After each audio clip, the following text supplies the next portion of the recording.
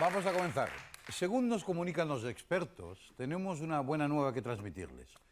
Y es que esta noche, una vez finalizado tal cual, exactamente a las 23:44, el planeta Saturno entra en Piscis. Eso solo ocurre una vez cada 30 años y parece que nos colmará a todos de bienestar, prosperidad y mejoría en la salud. Al menos eso es lo que dice la astróloga que ahora mismo está con nosotros. Señoras y señores, la profesora Gloria. Buenas noches.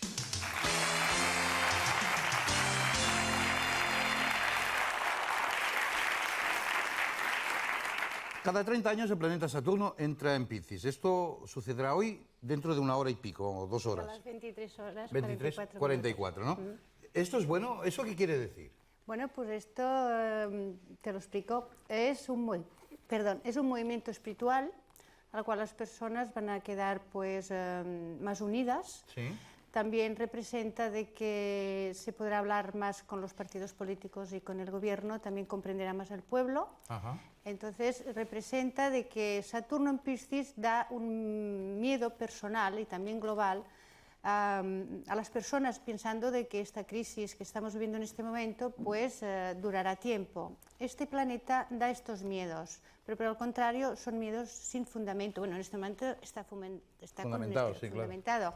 Pero en estos 2 años y medio que dura Saturno en Piscis, veremos la ligera mejoría que va empezando poquito a poco. ¿Económica se refiere usted? Sí, económica, y no solamente económica, en el plan pues de la medicina. Pero vamos a ver, vamos a ir por pasos. Sí, o sea, mejoría económica. Sí. O sea, a partir de las 23:44 se ha terminado la crisis. Irá, a ver, no se termina. Es para anunciarlo. Sí, no sé, pero la bolsa ya empezó a subir ayer. Sí. Ya, a la entrada de Saturno en Piscis, ya nos da que la bolsa empieza a subir. Entonces es un poco el aperitivo de lo que va a pasar en este año.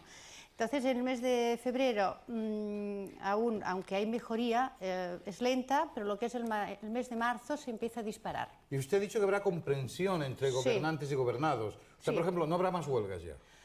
Pues mira, puede haber huelgas, pero entendidas, no estas huelgas que no llegan a nada. O sea, simpáticas, huelgas afables, ¿no? Con más diálogo. Con más diálogo. Exacto, porque si no hay diálogo, hay huelgas y estas huelgas no son, pues no llegan a ningún sitio. Ajá, ¿no? ¿Y habrá menos paro? Es decir, ¿se recuperará hay menos paro el empleo? Sí, y el que va a salir muy beneficiado va a ser la juventud. Ajá. La juventud es de las personas que se van a ver en esos 2 años y medio beneficiados. Bueno, eso es lo que dice el gobierno con el contrato de aprendizaje. Bueno, ¿no? Pues realmente tiene razón y lo va a cumplir.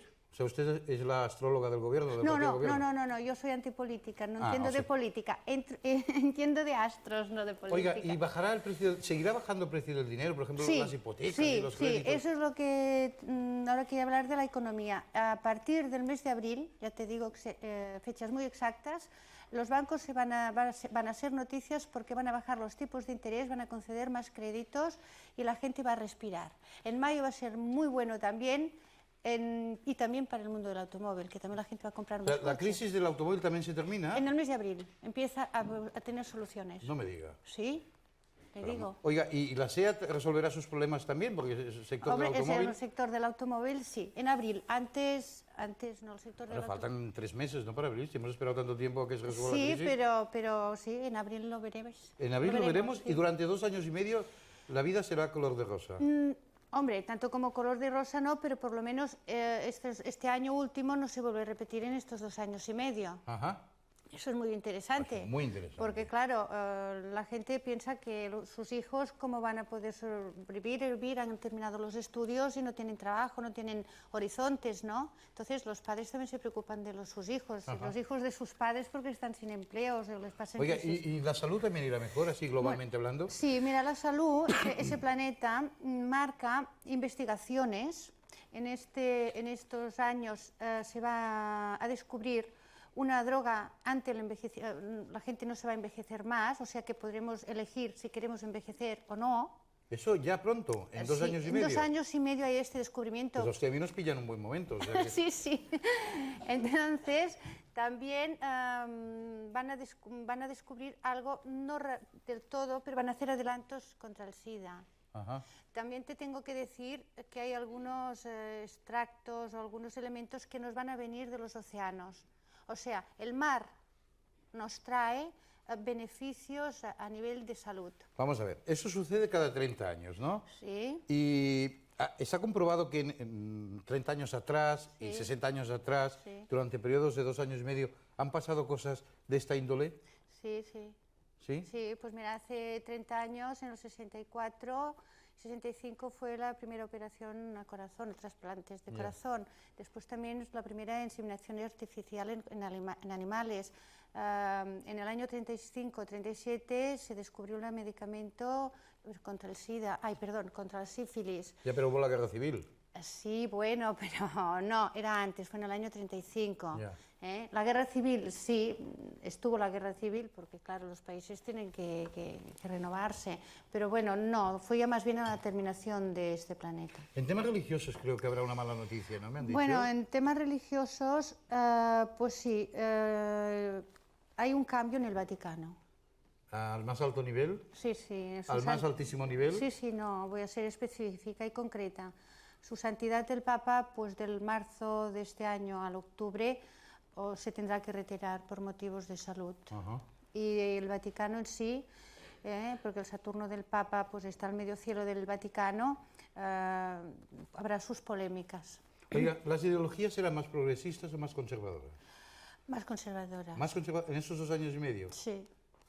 Y cuando acaban los 2 años y medio se acabó lo que se daba, o sea, la felicidad se ha terminado. No, no, simplemente que entonces entrará Saturno en Aries y cuando entra Saturno en Aries entonces nos vamos a volver como un poco más duros, o sea, ahora vamos como de paz, o sea, unidos, nos vamos a entender. ¿Lo de los hippies empezó hace 30 años también? Sí, lo de los hippies, tiene razón. La paz, el movimiento de los amor. hippies, el paz y amor, pues de otra manera, con otra filosofía, las religiones, tanto los movimientos espirituales como el budismo, como todas las otras religiones, como van a haber un adelanto y fraternización con las personas, ¿no? Claro, cuando termine, entonces tendremos que estudiar qué es lo que puede pasar. Pero de momento disfrutar los 2 años y medio. Yo pienso que es disfrutarlos porque también habrá más diálogo. También hay una noticia interesante, creo yo, que no habrá tantos divorcios. Ya. Que la gente será más conservadora de su familia. Buena noticia.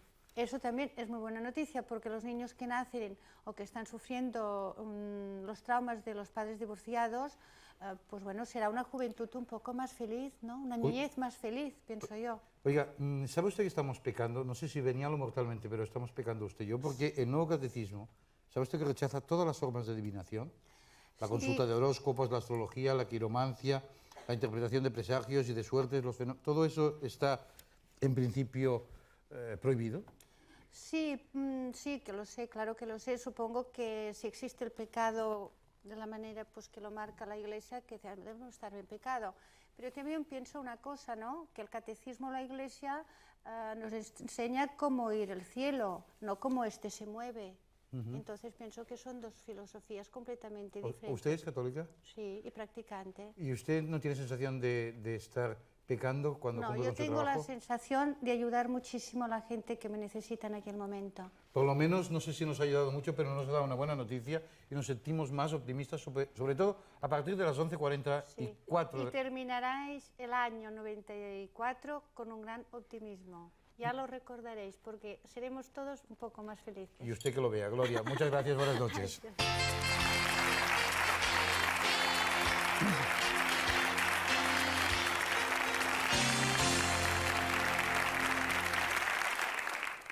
Bueno, pues, como saben ustedes, la pasada semana nuestro teleanalista Tito B. Diagonal nos anunció su alejamiento del suelo hispano a propósito de la huelga general y su estancia de fin de semana en el Principado de Mónaco. Vamos pues a establecer la primera conexión con Monte Carlo para recibir la opinión de nuestro colaborador en torno a los temas que preocupan a la ciudadanía española. Hola, Monte Carlo, Tito B. Diagonal. Allô, Angèle Casas, bonsoir. ¿Ça va, España? Bonsoir, mon ami, ¿cómo se va? Ah, très bien. Aquí en Monte Carlo estamos encantados, tú. ¿Sí?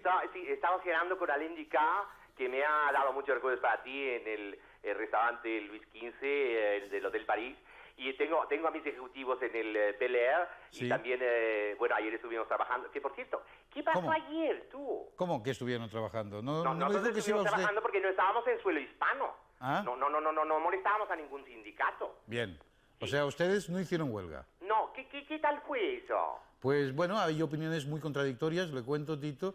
Hay, en fin, según los sindicatos, hay el 90%, me parece recordar, la información es que el 90% de los trabajadores pararon. No se lo cree nadie.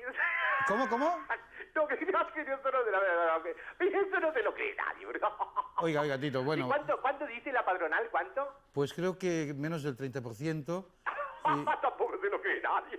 Bueno, creo que el gobierno... Están locos estos romanos, no, sería un 60, 65, porque es una cosa así. Bueno. Ay, qué bonito. Voy a brindar con champán a las 11:44. Me ha gustado mucho, es muy positivista esta... ¿Ha visto qué buenas señora noticias Gloria, nos ha traído nuestra invitada? Sí. Hombre, está muy bien porque dice que va a subir la bolsa. Lo que pasa que los planetas, querida Gloria, van alrededor de las estrellas. Y las estrellas de la economía, ya lo sabíamos, que hace mucho tiempo que sube la bolsa. O sea que... Pero me gusta esto de que van a ser más conservadoras las ideologías, con lo cual Felipe y yo tenemos razón. Sí. Oiga, entonces, desde ahí ha seguido usted la actualidad estos días, ¿eh? Sí, bueno, he estado siguiendo la actualidad, que por cierto me ha hablado muy bien Raniero de ti.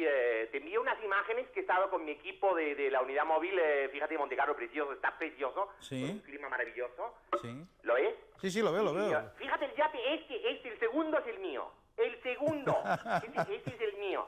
Bueno, y está muy bien. Este es el casino que tú ya supongo que conoces, y si no Sí. vas a conocer conmigo. Y al lado, estas son los faroles pues del Hotel París, ¿eh? ¿Ese es su hombre, coche? mi coche, ¿por qué lo han sacado? ¿Cómo son esta gente? Bueno, pues aquí estamos, ya lo ves, francamente viviendo pues muy agradablemente. Bueno, yo le espero luego al final del programa con el debate. Sí. ¿Eh? Ya sabes que Carlos Sainz quedó tercero, ¿no? Sí, eso sí, ¿estaba usted pendiente de eso? Sí, bueno, fue una decisión idiota no seguir con Toyota porque hubiese quedado el segundo. Ya. Pero bueno, está bien con Subaru, también la cosa se pone bien en plan japonés. Oye, ¿y te fijaste en lo del el príncipe Carlos? ¡Qué flema! Caramba, sí. Eso Te sí. atusó el gemelo, tú. Y no dijo nada, qué barbaridad, qué bien, ¿no? Eso es valor, ¿eh? Eso es valor. Sí, De verdad. Oye, ¿de qué va hoy el tema? Vamos a hacer un debate con Sí. teólogos, profesores, catedráticos de ética, Sí. Sobre si vivimos los españoles en pecado mortal. Ah, yo no. ¿Y tú? No, yo tampoco, pero... Ah, bueno, bien. Si no, arrepiente de pecador. Todavía pasa tiempo. Tito. Mira este señor. Ese señor del bigote, que el jersey azul tampoco vive en pecado. Tito, Qué bonito estar en un satélite y verte desde Monte Carlo, de Bueno, verdad. pues le espero al final de nuestro programa. Cuando ¿eh? tú quieras, don Ángel. Hasta luego, don Un Tito. placer hablar contigo. Hasta ahora. Esta será la presencia al final de nuestro programa de Tito Diagonal, opinólogo de tal cual, para comentar la jugada después de ver y escuchar atentamente el debate desde su hotel en Montecarlo. Después de esa pausa publicitaria vamos a conversar con Rafael, que como decíamos al principio, vuelve más Rafael que nunca.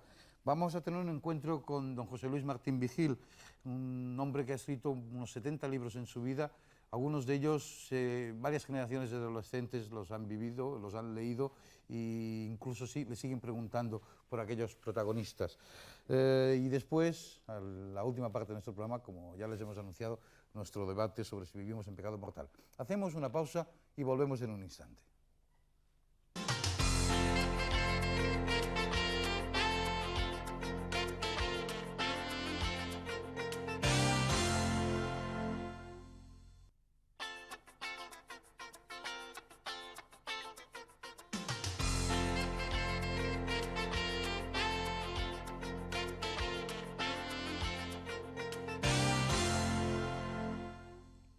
Ya han pasado más de 30 años desde que nuestro invitado comenzó a ser quien es. Admiradores y detractores le han reconocido el genio, la figura, 32, el espectáculo. 32. Años ya, concretamente. Sí, sí.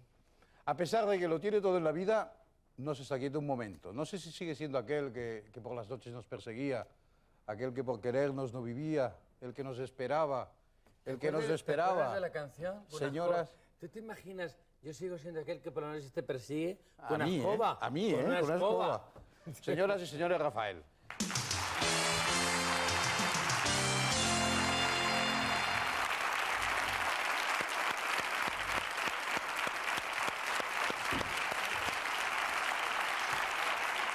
Gracias. Muy Obrigado. Como les decía a ustedes, genio y figura. Hasta la sepultura. Hasta la sepultura. Hombre, no voy a cambiar a mis Toca años. madera, ¿eh? ¿Usted Toco madera. Es una canción Sí, mía. es verdad. También. ¿Qué no ha cantado usted? ¿Qué no ha cantado?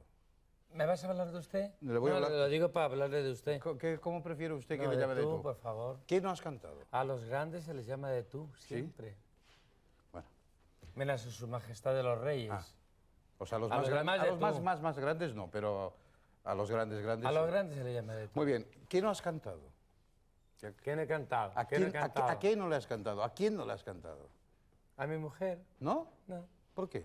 porque me da vergüenza. Pero yo no te lo he reprochado nunca, hombre, Rafael, una cancioncita para mí. No, es que ella se cree que Amor Mío, una canción muy popular que se llama Amor Mío, está dedicada a ella. Es mentira. ¿A quién está dedicada? No sé, eso Ah, es, bueno. es cuestión de Manuel Alejandro, Bueno. que es el autor. Bueno, vaya Yo dos. no. Vaya dos. No me meto, en camisa de 11 varas, que dicen. En tu profesión lo has conseguido todo. Has vendido más de 400 millones de discos en el mundo. Más. Más. Bueno, eso deben ser informaciones de hace 5 años, o sea que esa debe Para ser... ahí. Te han puesto una estrella en el Paseo de la Fama de Miami Y en Hollywood. y en Hollywood. El alcalde de Los Ángeles promulgó un 19 de octubre el Día de Rafael, Y en Nueva York un 27 de noviembre. también. Bueno, ¿qué más ambicionas? Si yo no ambiciono nada, Entonces, ¿por qué no paras de trabajar? es que me lo regalan, Ah. pero yo no ambiciono nada. De pronto llega una carta de el presidente de, suponte tú, de Colombia, Sí. que me van a hacer hijo predilecto de Colombia, y yo acepto encantado, pero yo no pido nada. Me lo ofrece él y yo estoy encantado. Cuando te despiertas por la mañana, ¿qué es lo primero que piensas? ¿En el trabajo? Es como lo del marquesado, a mí yo no pido nada. Se lo han dado a mi mujer y ahora resulta que soy marqués, Tú eres marqués, con sí. suerte. No Con- con sorte, sino con suerte. Eso. Yo quería hablarte después de eso. ¿Me dejas hacer a mi aire un poco la entrevista? No. Perdona. No, ya veo No, que no, ¿a qué te voy a dejar yo a ti? Venga. Empieza a meterte conmigo. No. La mejor defensa es un ataque, ya lo veo. Cuando te despiertas por la mañana, ¿qué es lo primero que piensas? ¿En el trabajo, en el desayuno o en hacer el amor? Ahí te he pillado, ¿eh? No me has pillado, Ah, bueno, no, bueno. para nada. Hacer el amor por la mañana... O en el desayuno. Es un poquito de letargo. Ah, no sé. O sea, ¿Sí? Como ¿No que te- no. por la mañana no te gusta? Como que no. Ya. Como que no se pone la cuestión en Ya. su lugar. Un descanso. El desayuno, no, porque yo no desayuno nada más que agua. Un Entonces, vaso de agua. por tanto, piensas en el trabajo. Sí, es que lo malo mío, querido Ángel, es que yo siempre pienso en el trabajo. Lo sé. El trabajo nace con la persona. Pa, parara, para, Si te- pa, parara. Ti. Otra canción de Rafael, claro. ¿Qué necesitas más para vivir? ¿El aplauso del público, el cheque del empresario o el cariño de la familia? El cariño de mi familia, lo primero. Mis hijos, mejor dicho, voy a ponerlo por orden. Mi mujer, la primera. Mis hijos, la segunda. Y el cariño del público, por favor.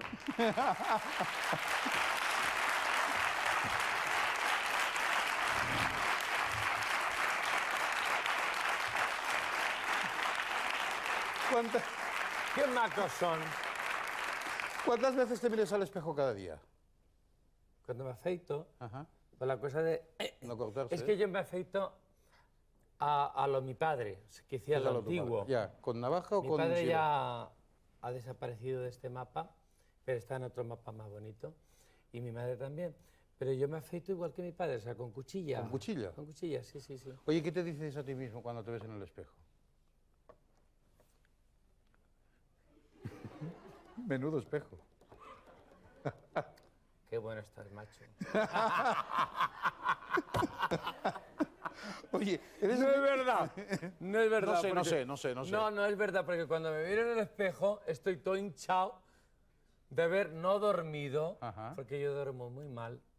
Muy mal. ¿Tienes mala conciencia de algo? No, es que yo duermo muy mal. Se conoce que yo tengo un poder de recuperación muy grande, por eso doy 2 conciertos al día, porque en 3/4 de hora yo ya estoy dispuesto otra vez a dar otro concierto. Ya, No otra ya, no, cosa, no, ¿eh? ya. No a que te Que vea. la edad, que te vea. la edad no está para según Que que te vea. trotes. No, la edad ya no. Ya no, ya no es lo que era eso, responde. ¿eh? Bueno, tu edad, yo tengo 23. Claro. Ah, No, bueno. somos del mismo año. Ah, sí, sí, Bueno. tu abuela. Esto... No, lo primero que veo es que no me veo. Me afeito y no me veo. ¿Eres el mismo en el escenario que fuera de él o no? Sí, igual, no me Igual. ves, igual. O sea, cuando vistes de negro en casa... Gesticulo igual. Ajá. No, me he puesto de azul en Hoy tono. sí, hoy ya lo he visto ya, pero normalmente vistes ¿Por qué me vas a decir de negro? No, de azul. ¿En casa Chúpate cómo esa. vistes? ¿Qué? ¿Los batines de qué color los tienes? ¿Los qué? Batines, ¿no usas batín? No, hijo, yo ando en calzoncillos así larguitos, pero muy ¿Negros? sexys. No, no, no, no. Normalmente suelen ser azul, blancos cuando me quiero poner muy provocativo, cuando no están mis hijos delante. Cuando discutes, cuando te enfadas, cuando amas, gesticulas, haces desplantes como en el escenario. ¿Cuando amo? Cuando hablas y cuando gesticulas, cuando discutes Cuando hablo, en casa. sí, ya me En está casa me viendo. refiero, ¿eh? Ah, pues no lo sé. O sea, lo de amar. A lo demás no te has fijado. ¿No te has filmado nunca aquello con No, no. no, lo digo porque algunos Pero artistas es lo han una buena hecho, idea, ¿eh? Algunos artistas lo han hecho, Es una buena idea. Lo digo A por- ver qué Sí, pasa. Se pagaría muchísimo ese vídeo, ¿eh? Pero muchísimo, ¿eh? Más que el de Chabeli. desde Muchísimo luego, más. hombre, por Ese es favor. broma comparado con esto. Oye, ¿es verdad que no lees las críticas como hacías antes? Nunca, Nunca. nunca. ¿Y ¿Y si- las tuyas? ¿No las lees? Nunca. No, eso no me lo creo. Las mías No, sí, porque no, no. Sé que lo me han tenías contado, pero yo no las he un cariño leído. especial. Yo las he leído. Pero, porque ese hábito, ¿desde cuándo te apareció? Mira, En estoy serio, hablando muy por en favor. serio. Un poquito en serio, luego continuamos. No, no, yo siempre hablo en serio, aunque le meta mis, Venga. ¿cómo se dice?, momentos de cachondeo. Yo siempre hablo en serio. La crítica para mí es la opinión de un señor contra la mía. Normalmente yo sé más, siquiera por edad. No sé si tú eres muy joven. Sí, pero siquiera por edad de estar en el escenario, yo sé más. Entonces, ¿no te han servido nunca para orientarte, para pensar? No, sí. Cuando una crítica está bien hecha, bien construida y me dice los defectos que tengo muchísimos, señores, muchísimos, más de lo que ustedes ven, les hago caso. O sea, no es que les haga caso, se me quedan. Entonces yo los voy digiriendo y al cabo de los días mi secretario nota que yo no estoy haciendo eso. O sea, Ya. me ha llegado la crítica. Ahora, si es una crítica con muy mala leche, yo me acuerdo del padre de que la ha escrito y punto, se acabó. Me tiene mucho en su memoria de los años mozos. No, no. En Fantasía, tu Te último... portas siempre muy bien. En Fantasía, tu último disco, Rafael, hay una versión de Bolero de Ravel, entre otras muchas, algunas canciones conocidas, sí. antiguas. Como La la Tierra, malagueña de Lecuona. la tierra que ya bueno, no tiene la fronteras Tierra, ni yo creo nada. que la gente que está, No, de esta edad, el público esta de que aquí está no, aquí no, no, la no. conoce. Eso es de nuestra época. Pero va a ser un número 1 otra vez. Y ponme la mano aquí, ¿te acuerdas? Macorina. Macorina. ¿Dónde? Pero yo no digo dónde. Ah, no lo dices en la O sea, canción. porque la canto con las manos arriba. O sea, que me la pongan donde quieran. Oye, el Bolero de Ravel es con letra de Antonio Burgos, ¿no? Antonio Burgos. ¿De quién ha sido la idea? Mía. De meterlo... ¿Dura, Pero ya 15... sabes que yo tengo esas ideas locas, ¿no? ¿Dura 15 minutos también en el disco? ¿Cómo? No, dura 8 minutos más o menos. Bastante, ¿no? Sí, largo. Bueno, largo. Es que antes las canciones, en nuestros tiempos, Sí, sí. eran de 3 minutos, 3 ¿te minutos, acuerdas, sí. no? Cuando las cantaba Karina y toda esa Sí, gente, sí. ¿no? Luego mejor dicho, Serrat y yo las pusimos en 5 minutos. Y ya se han ido a 8 minutos, Por el mismo precio, además. por el mismo precio. Hay quienes Es dicen... como los saldos. Sí. Sí, igual. No. Sí. Hay quien dice que Rafael ya nació artista, ¿no? Que antes fueron sus gestos, sus desplantes, su manera de ser, que la propia interpretación, la propia canción. Yo nací artista porque mi madre me parió artista, Vale. con la ligera colaboración de mi padre. ¿Y eres así de pequeño? ¿El qué? De exagerado y de... Pues si yo no soy exagerado. ¿A qué le llamas tú exagerado? Bueno, pues que en lugar de hacer así, haces así. Es que es más bonito hacer así que así. Así te casas media, macho. Así no haces nada. Vamos, como hagas así con tu mujer, te queda en la mitad. Vamos, Bueno. la niña esa que tienes tan preciosa no la tendrías. ¿Tú crees? Has tenido que hacer así. Sí, vale, he tenido que hacer así. Oye, tú... De todas maneras, eso ha servido para darle facilidad a tus imitadores. Lo de Sí, hacer así. pero Porque, cuando uno hace así, pues no le imita, pero cuando uno hace así... Pero sabes que a mí mis imitadores ¿Te han hecho gracia o no alguna vez? De verdad. ¿O te han molestado? no los he visto nunca, salvo a una persona Sí. que se llama Fernando Esteso, que lo hace de puta madre de bien. Fue aquel que empezó con esto, ¿no? El de la bombilla. No, es que canta muy bien. Ah, bueno, ya. Canta fenomenal, Fernando Esteso. Los demás no los he visto en persona. A lo mejor he visto un trozo de publicidad en televisión o algo así. A mí los imitadores, y que me perdonen, me dan un poquito de pena, lástima, y me halagan al mismo tiempo, porque nunca se imita aquello que no se admira. Entonces, si ellos me han elegido para imitarme, es porque me admiran mucho. Segunda parte, me da lástima porque ganarse la vida así es muy triste. ¿Tú crees? Sí, ¿por qué no tener personalidad? Yo la tengo, para bien o para mal. No has imitado nunca Pero a yo nadie. soy Rafael. No has imitado nunca a nadie, ni en tus comienzos. No, para nada. Ni a Lola Flores. A la fue. Al principio. Esa es inimitable, por Bueno, Dios. como Rafael, de acuerdo, pero Inimitable. algún tic a veces- No, es que más toca una persona. Eso es inimitable. Y el día que esa mujer desaparezca de este país y de todo el mundo, lo vamos a notar mucho. Lola Flores, Lola, si me estás viendo en este momento, mi admiración, respeto, cariño, todo. Ya sabes lo que siento por ti. has tenido tus pies tanto a multitudes del pueblo llano como a gobernantes y realezas. ¿Te has sentido mimado por el poder o crees que te lo has ganado a pulso?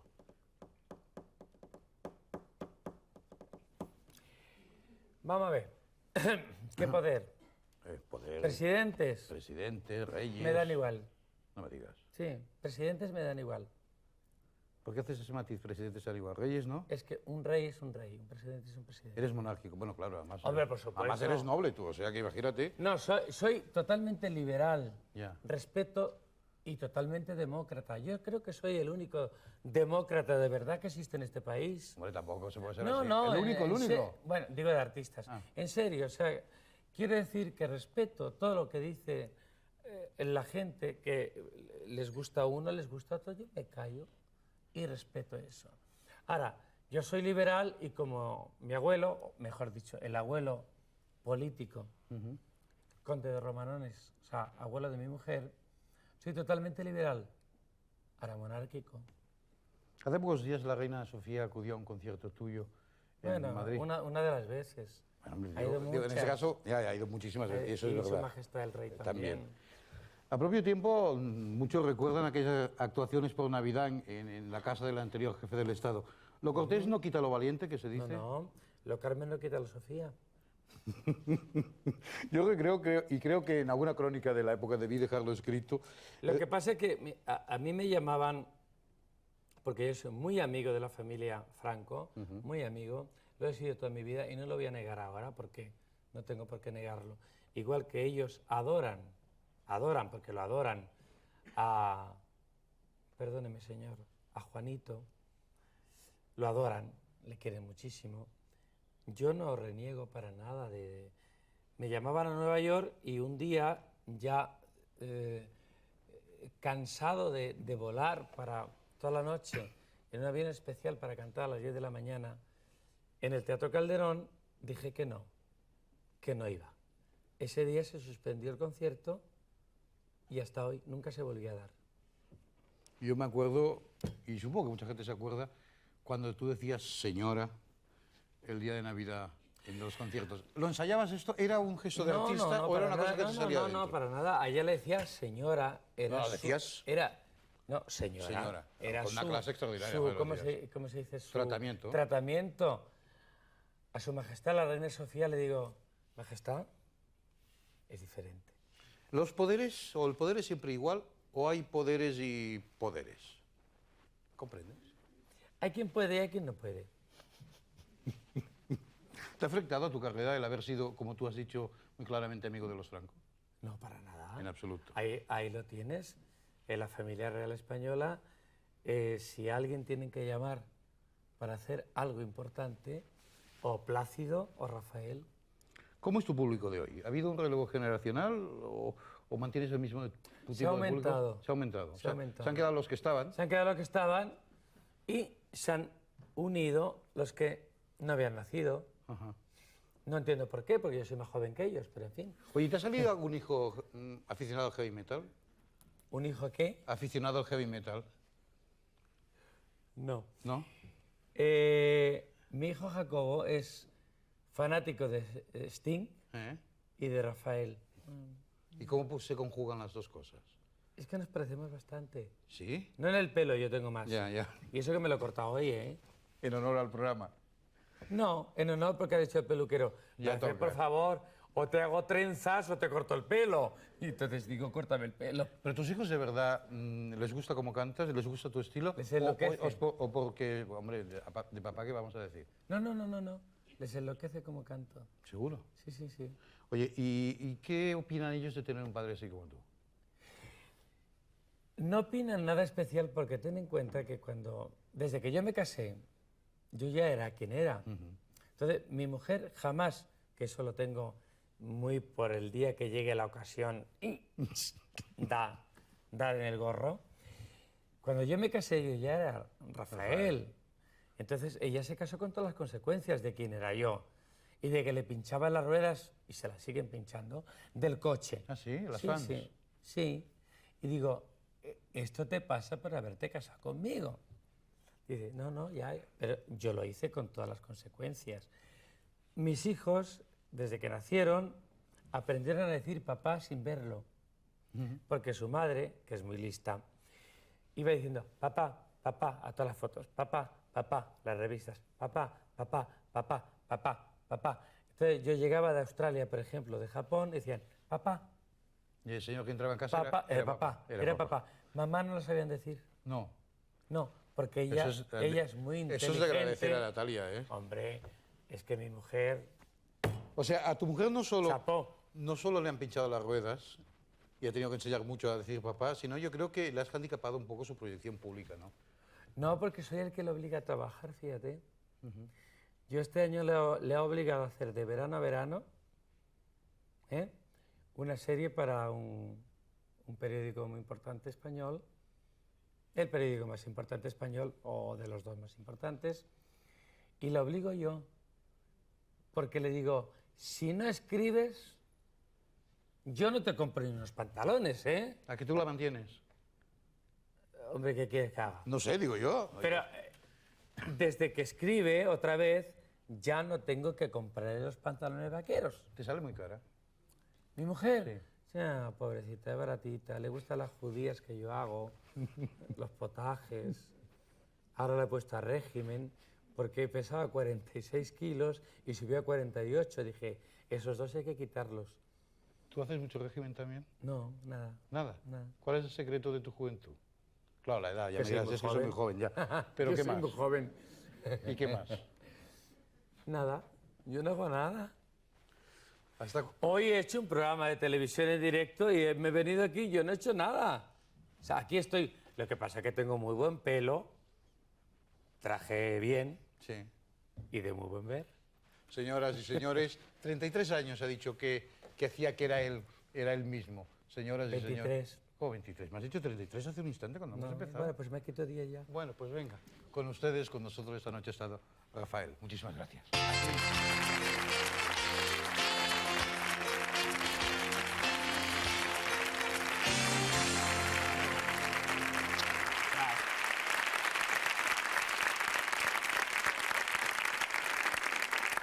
Ustedes seguramente saben que el tema de debate de nuestro programa de hoy se refiere a la catolicidad de nuestros conciudadanos. Vamos a hablar de pecado mortal, de corrupción, de vicio. Es por ello que hemos decidido desplazar nuestras cámaras hasta la bella población de Villaviciosa, en la provincia de Ávila, para recabar la opinión de sus habitantes respecto al tema que nos preocupa. ¿Vivimos los españoles en pecado mortal? Conectamos con Villaviciosa.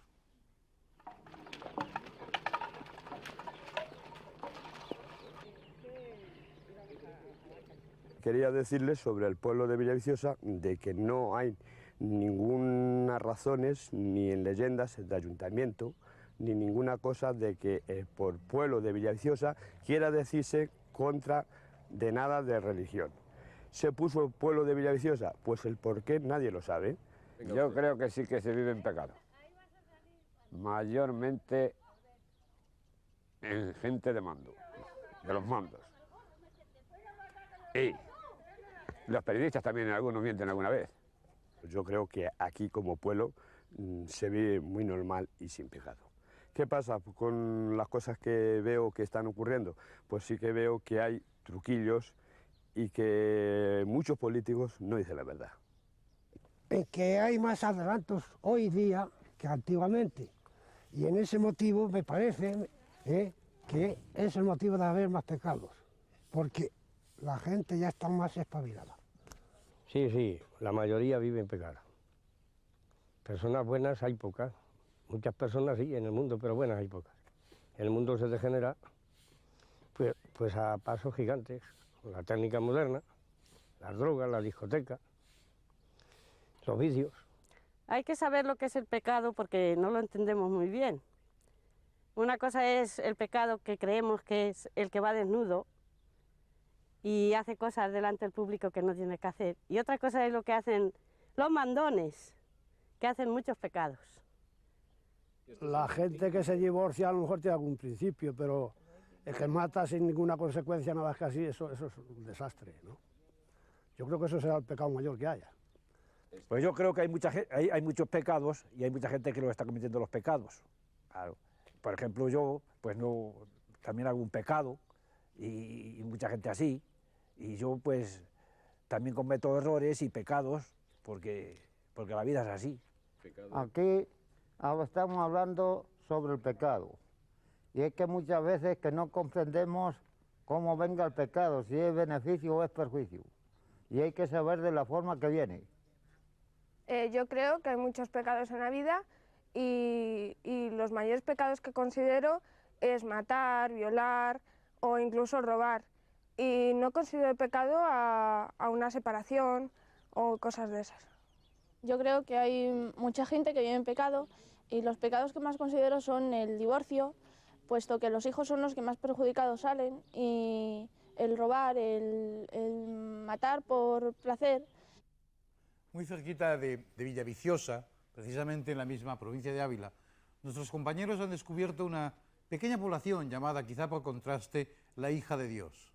Hemos querido saber el origen de tan divino nombre y la opinión de los hijadediosenses sobre este mismo tema. Adelante, pues, la Hija de Dios. De que había una venta aquí en el pueblo, la tal venta, pues claro, tenía este señor que se llamaba el tío Juan, una hija, y la hija esa, pues, quedó ahí, venían los arrieros que venían de la parte del barranco, venían aquí, y para venir a dormir, pues en el medio del camino, pues, decían, dice, oye, ¿dónde vas a parar esta noche? Dice, pues a la hija del tío Juan de Dios. Ya se murió el tío Juan y quedó la hija, y luego ya pues decían eso, ¿a dónde vas? Dice, a parar en casa de la hija, al mesón de la hija de Dios. Y hay mucha gente que vive en pecado, por eso, porque está pensando en hacer mal todos los días. ¿Pecado? Sí, hay muchos pecados. Por supuesto que hay muchos pecados. Sabiéndolo los políticos, que hemos dado la confianza, que no tenemos y no poseemos recursos, y yo no me puedo quejar por la vida que tenemos. En el pueblo hay pecados, pues también malos, porque aquí vivimos con nos tenemos mucha envidia en unos y otros, en los pueblos. El que no estamos regañados, pues no nos hablamos unos y otros, o sea que no hay una amistad, y eso yo creo que es un pecado entre todos. Sí, en pecado también mucha gente, me podría incluir hasta yo también. Pecados hay muchos, no solamente ya el robar, matar, hay muchos pecados, con el pensamiento, palabras, se peca de muchas maneras, incluso inconscientemente. Yo el pecado lo titulo una cosa mala, pero yo qué sé lo que será. Robar y matar, es el pecado. Que yo creo que es pecado el no tener trabajo, porque todo el mundo tendría que tenerle para mantener su casa y dar de comer a sus hijos. Pero ¿y esos que tienen 200.000 de pensión? ¿Eso no es pecado? Y aquí muchas señoras que las dan 2 pagas, y yo sin tener marido. Hay algunas señoras con marido que las dan igual que a mí. En Tal Cual, esta noche, y aproximándonos al debate prometido, vamos a conversar con uno de los autores más leídos de este país. De alférez provisional en la Guerra Civil, pasó a vestir la sotana de jesuita para abandonarla más adelante y combinar el trabajo sacerdotal con su oficio de escritor. De su primera novela, La vida sale al encuentro, Se han hecho 50 ediciones y se calcula que ha sido leída por varios millones de personas. Lleva escritos más de 60 libros, casi 70. Denostado por el régimen anterior, acusado de libertino y luego absuelto, es un honor presentarles esta noche a don José Luis Martín Vigil.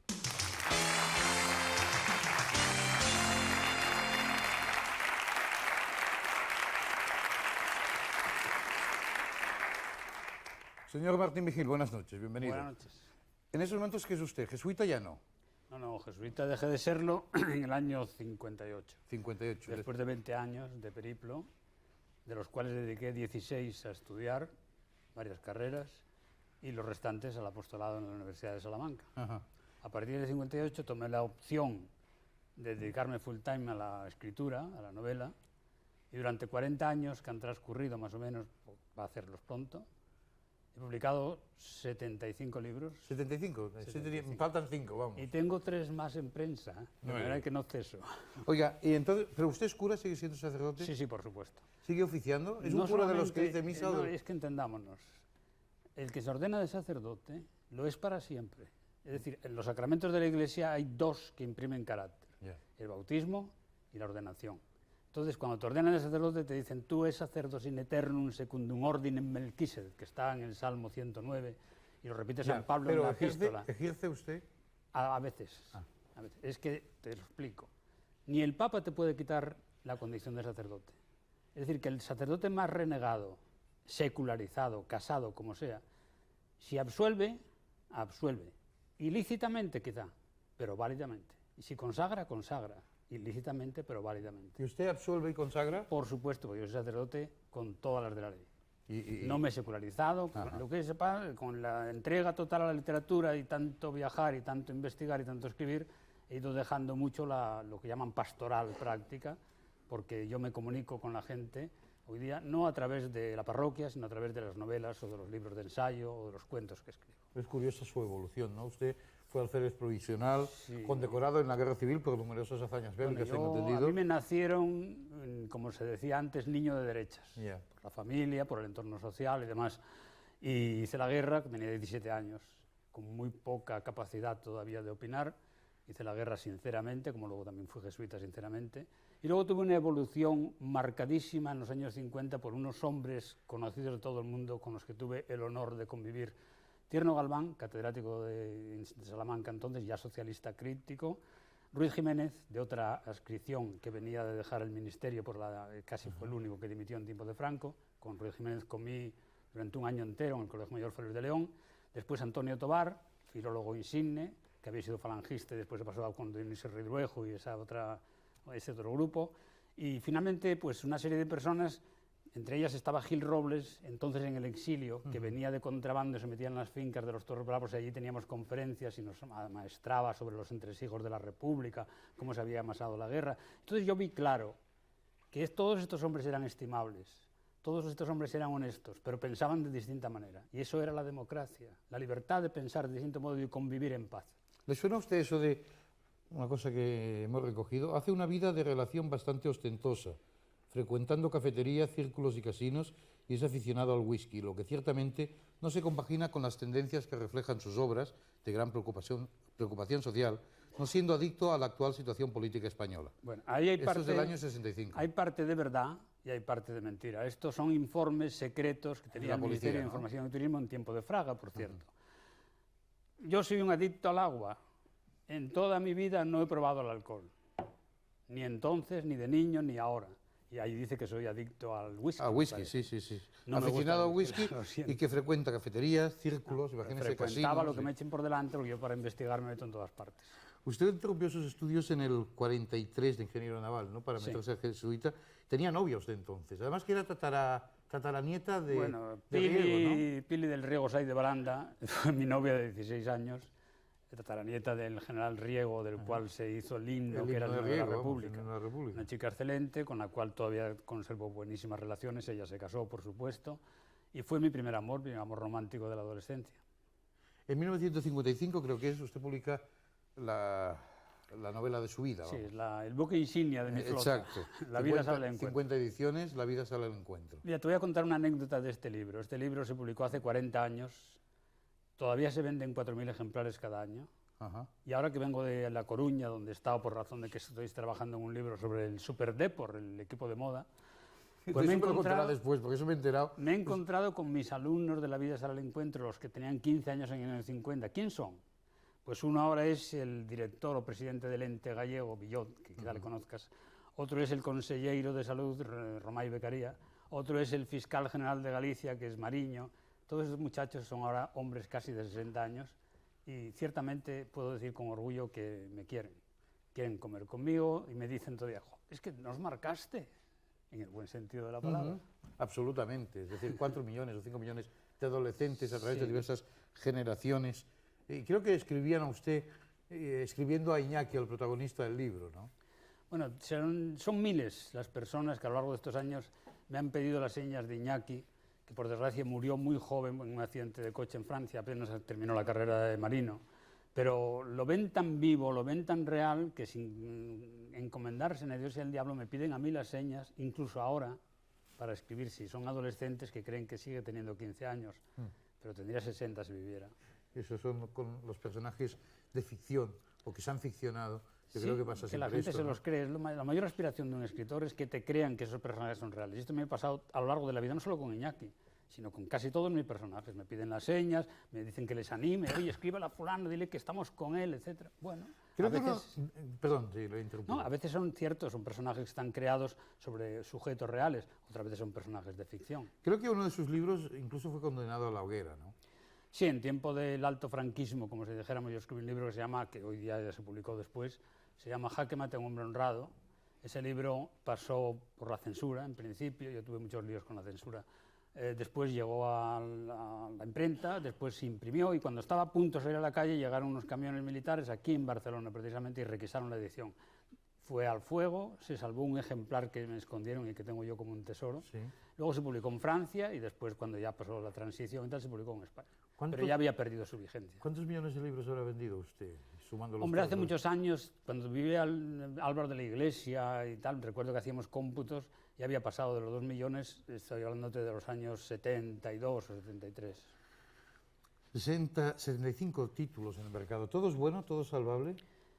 Para mí todo es honesto, todo es fruto del trabajo. Yo en estos 40 años puedo dar el testimonio de que no es un mérito, es mi manera de ser. Ahí me formaron los jesuitas a aprovechar el tiempo, a aprovechar el minuto, porque ya desde el noviciado no se podía perder ni un minuto. Y entonces yo llevo 40 años que no conozco sábados ni domingos, no porque sea un héroe, sino porque es que como lo que hago me gusta, ¿por qué voy a parar si además no me cansa?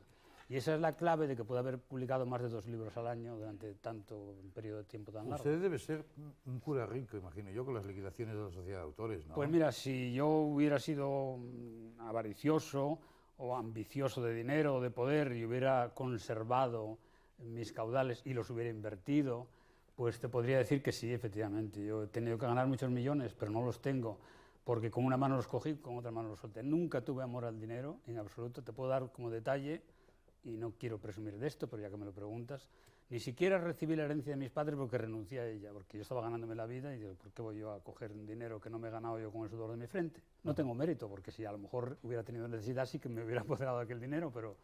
¿Y cómo ha dilapidado usted su fortuna? Pues dando mucho dinero, asistiendo a mucha gente. Yo tuve un cambio, tuve unos primeros años de escritor en que me dedicaba por inercia a los estudiantes, que en aquella época, en los años 50 y 60, eran generalmente de buenas familias, porque solamente estudiaban los ricos, y escribía sobre eso porque era lo que conocía. Hasta que un chico me escribió desde Barcelona, desde la cárcel de Barcelona, y tenía 16 años. Y entonces yo aprendí que a los 16 años se podía ir a la cárcel, cosa que ignoraba, porque entonces la mayoría de edad era a los 21. Yo le escribí, él me escribió, me hice amigo suyo, salió de la cárcel, le ayudé, y escribí mi primera novela sobre delincuencia juvenil, sobre la biografía de este chico. Y entonces este libro fue muy leído en las cárceles, fue muy leído en los reformatorios, no porque sean especialmente lectores los que están ahí encerrados, sino porque no tienen otra cosa que hacer. Y esto me abrió pues, un horizonte de contactos con los marginados, los que empezaban a ser navajeros, los que empezaba la droga, etc. Y entonces vino una saga de libros sobre marginación social, sobre la juventud que está en malas condiciones, Y esto conllevó, al tener amistad con estos chicos, lo que la llamaba la Policía de Madrid, llamaba, después de que murió Franco, los 40 principales. Los 40 principales eran 40 menores de edad que traían en jaque a la Policía de Madrid. Estaba el Guille, el Harold, Fittipaldi, el Paleto, bueno, todos ellos, todos fueron amigos míos y muchos lo siguen siendo, los que viven, porque la mayoría murieron. Y entonces, claro, tratar con esta gente es estar soltando dinero inmediatamente, porque todos son necesidades de ellos, necesidades de sus familias, necesidades que no la gente ignora porque vive en su torre de marfil, o en torres no de marfil, quizá de madera, pero en torres al fin y al cabo. Y cuando te abres al mundo y ves lo que hay en el mundo, o eres especialmente avaricioso y tu duro es tu duro y es para ti, o si no se te van los duros, además sin ninguna pena. Bajo secreto de confesión, usted recibió, creo que es una historia curiosa, en el año 87, 5 grabados de Picasso que habían sido robados antes en el Museo de Arte Contemporáneo de Madrid. En esta época que reseñamos, yo tenía tanto contacto con los delincuentes madrileños, los jóvenes, que me podían pasar cosas tan curiosas como esta, que llega uno de mis clientes habituales y después de muchos rodeos me dice que el que robó los famosos Picassos, que era una noticia nacional, fue él y que los tenía en su casa. Y entonces yo le convencí de que no los podía vender, obviamente, ni los podía enseñar tampoco. Y no era él tan artista como para estar disfrutando de la contemplación en solitario. Y mira, la única solución es devolverlos. ¿Pero cómo los devolvemos? ¿Por correo? No, yo ya tenía experiencia que en el correo se pierden muchas cosas. Yeah. ¿Los llevamos a la policía? No, también tenía experiencia que en la policía se pierden muchas cosas, porque yo tuve un atraco y del dinero que se recuperó me avisaron del juzgado, venga por esto pronto porque si no, no queda nada. Y esto era ya entre policías y oficiales del juzgado. Entonces, si quieres, tú me los das a mí, yo se los llevo al director del museo y no digo nada porque esto es secreto de confesión. Efectivamente, me trajo los Picassos perfectamente conservados, se los llevé al director del museo que casi se desmaya al verlos porque había un lío político tremendo con aquel motivo. Y eso inmediatamente desató una avalancha de periodistas, de radio, de televisión, el famoso asunto de los Picassos, pero bueno, vino la policía, como los mandó el juez, y dije, no puedo decir nada, fueron muy honestos, fueron muy tranquilos, me dije, pues no pasa nada. No ¿Le acusaron a usted de haber colaborado con el robo también, no? Bueno, yo tuve los Picassos un fin de semana en mi casa, y disfruté mucho de ellos, pero a plazo fijo. En abril de 1988 fue usted acusado por una familia de Alcalá de Henares de haber abusado sexualmente de un niño de 13 años. Sí. Hombre, ahora que está de moda el caso de Michael Jackson, lo mío fue más pequeño, evidentemente, no pagué un duro, porque yo no pago por lo que no debo. Pero me trajeron una vez, en pleno invierno, un chiquillo y una chiquilla, dos eran, un chico y chica de 13 o 14 años, que se habían escapado de un colegio de la comunidad. Yo nunca denuncié a nadie, ni siquiera a los menores, yo siempre traté de convencerlos de que salieran de los malos pasos. Mi labor consistió en convencerles que tenían un miedo cerval, no quisieran volver al colegio de ninguna manera. Llamé a gente del Tribunal de Menores, amiga mía, para que actuasen extraoficialmente, llamé a alguna señora amiga mía para que los convenciese, los llevó a desayunar, y mi labor era convencerles de que llamaran a sus casas, que dijeran dónde estaban y reintegrarlos a sus familias. Y así lo hicimos, y desde mi casa llamaron a sus padres, y sus padres vinieron a recogerlos, pero no sabes con quién tratas. Y la familia de uno de ellos, pues, quiso aprovecharse de la situación y hacerme una extorsión que no funcionó, yo no pagué un duro, y en el juzgado naturalmente me dieron la razón. Ahora, la gente, pues ya sabes, habla, y luego nunca falta un periodista que venga y se aproveche y salgas en el caso. A mí me tienes cuidado. ¿No cree usted que se aprovechó esta acción, lo que sucedió, un poco para llegar directamente a acusarle de homosexual? Pues efectivamente, era de lo que me acusaban, porque mira, pues decían que había abusado del niño, no de la niña. Menos mal que tenía a la niña como testigo, que había estado con el chico y conmigo también en casa y sabía que no había pasado nada. Pero efectivamente, bueno, eso pudo venir de otra anécdota que tú no me preguntas por ella, pero te la voy a contar. Cuando llegó la transición, hubo un intento de introducir en España lo que llaman prensa amarilla. Y nació una revista que a lo mejor ni te acuerdas, se llamaba Privé. Y un periodista amigo mío, Federico Pérez de Lema, al cual quiero mucho porque lo conozco hace 20 años, me hizo una entrevista con buena intención. Pero alguien de la redacción, no sé quién, tuvo la osadía de sacar una entradilla en portada, prensa amarilla, diciendo que yo era homosexual. Ante el anuncio de mi querella, tuvieron el tiempo justo de rectificar, porque murieron inmediatamente. Murieron de no vender, murieron no de éxito, sino de no poder pagar a sus audaces reporteros. De todas maneras, usted se ha declarado bisexual en confesiones propias. No, me he declarado bisexual cuando escribí Los tallos verdes, que es mi primer tomo de biografía, de autobiografía. Conté cómo hay una época en la adolescencia, que a unos afecta más, a otros menos, en que el ser es prácticamente bisexual, hasta que con la formación, la educación, los conocimientos, la presión social también, se decanta por el camino. Vamos, yo te puedo decir para tu tranquilidad, y con mucha modestia, porque estoy ya fuera de juego, estoy en la prórroga, y ya no estoy en edad de merecer, que más de una señora, si nos está escuchando, sonreirá al oírte preguntar por esto. Ya. O sea que usted es sacerdote célibe, nada. Hombre, soy sacerdote y soy célibe, lo que pasa es que, claro, el justo cae 7 veces cada día, la carne es débil, yo llevo 75 años en este planeta y 75 años da mucho de sí, pero estoy en paz con mi conciencia y con Dios. O sea, ¿se siente usted muy pecador en ese aspecto? Como cualquier otro ser humano, pecador esencialmente lo somos todos. Yo digo en un libro, el que afirme que no tiene de qué avergonzarse, o es Dios o es un hipócrita. Y aquí no veo a nadie que sea Dios, y tengo que suponer que tampoco son hipócritas. Luego, todos tienen algo de qué avergonzarse, yo también. ¿Se ha sentido acorralado alguna vez por la jerarquía eclesiástica o por sus colegas sacerdotes? No, yo he tenido una buena relación con la jerarquía eclesiástica, y eso que fue muy difícil. Yo cuando dejé la compañía para ser escritor, tuve que entrar en una diócesis porque lo manda el derecho canónico. Ten en cuenta, cuando yo empecé a ser escritor, que mucha gente no entiende esto, la gente se queja de la censura de Franco, como sabes, ¿no? Yo tenía que escribir un libro y iba a la censura de la orden de los jesuitas, porque yo era jesuita, a la censura del obispo, porque lo manda el derecho canónico, y a la censura del Ministerio de Información Útil, porque lo mandaba Franco. 3 censuras, cada una por un capítulo, son muchas censuras, muchos tijeretazos, me quedaban en cueros. Entonces, cuando salí, ya me libré de una censura, la de la compañía. Me quedaban 2. De la segunda censura del obispo me libré yo mismo, porque fui con una novela a la curia episcopal, la di, y el canónigo que cogió el paquete dice, ¿qué es? Y dije yo, una novela, humildemente. Novelas, no verlas. Y dije, pues no me verás más. Y no volví. Vamos a enlazar después con el debate, pero antes de sentarnos en la mesa de debate, me gustaría, como la tengo a mano y tenemos un poquito de tiempo, que usted me contestara a esa pregunta que vamos a hacernos todos. ¿Cree que los españoles vivimos en pecado mortal? Hombre, de mí puedo decirte una cosa y luego hablar de los españoles. Yo, después de los 70 años, tuve, y lo digo para que mucha gente se anime, pase lo que le pase en su historia médica, tuve 4 derrames cerebrales, sucesivos durante unos 9 meses. 4 veces me abrieron la cabeza, trepanaciones sucesivas e incluso una craneotomía, aquí están las huellas, de todo lo cual quedé prácticamente paralítico y sin habla, me recuperé, gracias a Dios, aquí estoy a la vista. Pues te puedo decir que fui las 4 veces al quirófano con la más completa tranquilidad, sabiendo que Dios es mi amigo y me estaba esperando si es que tenía que darme el pasaporte, porque todo el mundo se creía que me quedaba allí. No me quiso todavía, quizá no estaba maduro. En cuanto a mí, te digo esto, estoy tranquilo. En cuanto a los españoles, hombre, claro que pecan, siempre pecaron, como los franceses, los ingleses, etcétera, etcétera, etcétera. Lo que es muy distinto es pensar que se mueren en pecado mortal y que se van al infierno. El Dios en que yo creo y el Dios al que yo amo es un Dios que no lleva a nadie al infierno. Esta es la presencia que queríamos tener desde hace tiempo en nuestro programa, la de un escritor del cual seguramente todos los que nos están viendo por lo menos han leído ese libro fundamental o muchos otros. Señoras y señores, quiero darle las gracias a don José Luis Martín Vigil.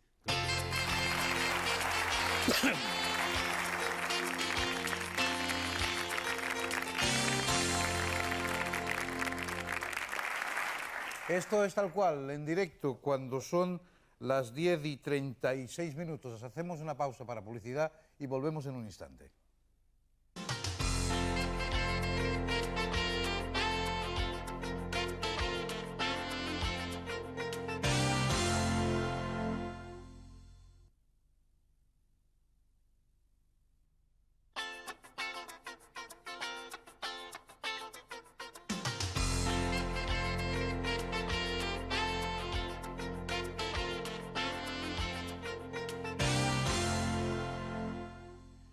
Esto es tal cual, y dentro de muy poco pasaremos a nuestra mesa de debate para contrastar las opiniones de nuestros invitados respecto a este tema que tanto preocupa a la ciudadanía española y que tan anonadada mantiene nuestra conciencia colectiva. Pero es mi obligación informarles de que, según un reciente estudio del año 93 del Centro de Investigaciones sobre la Realidad Social, Cataluña es la comunidad autónoma con el porcentaje más bajo de práctica religiosa. Y hasta la plaza de la Catedral de Barcelona, en Cataluña precisamente, hemos desplazado nuestras cámaras para formular en vivo y en directo nuestra pregunta para el debate. ¿Vivimos en pecado mortal? ¿En pecado? Hombre, para los que creen en el pecado sí, pero yo no.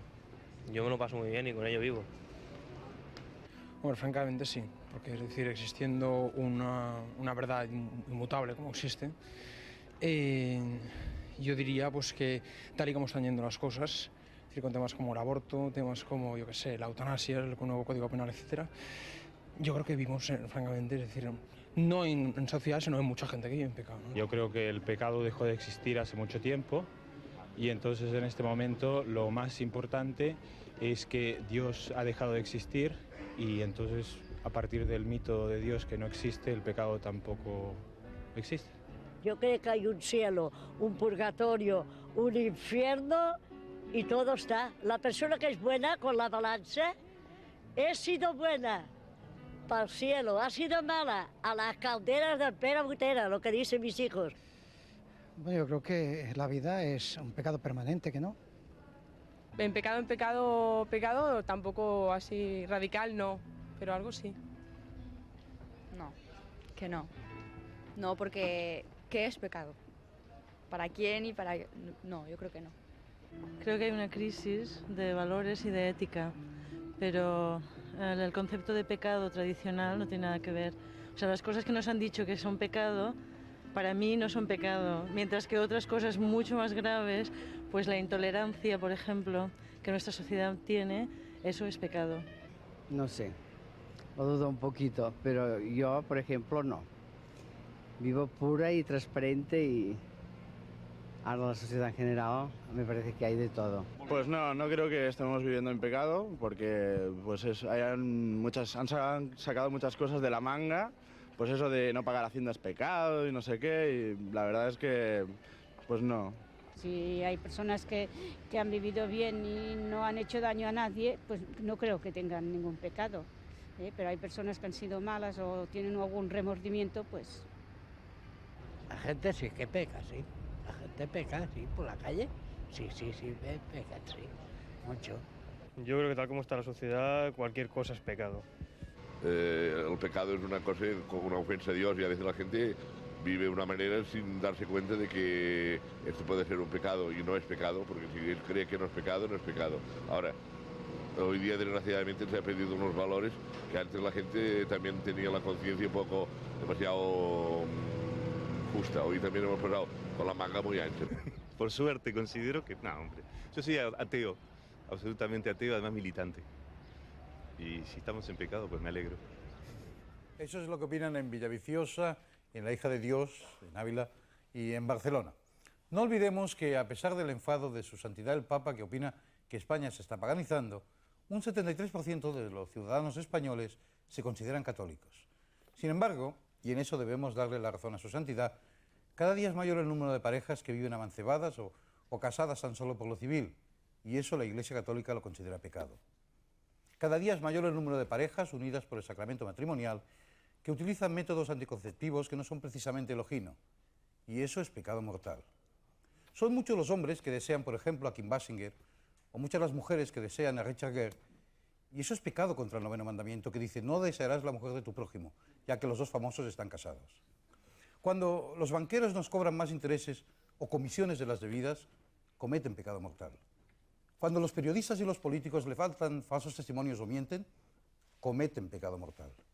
Cuando los comerciantes, sin una causa de fuerza mayor, abren sus establecimientos en domingo y fiestas de guardar, pecan gravemente contra el 3er mandamiento. Y así podríamos trenzar una larga lista de pecados mortales que, no por estar asumidos en la cotidianidad, dejan de serlo.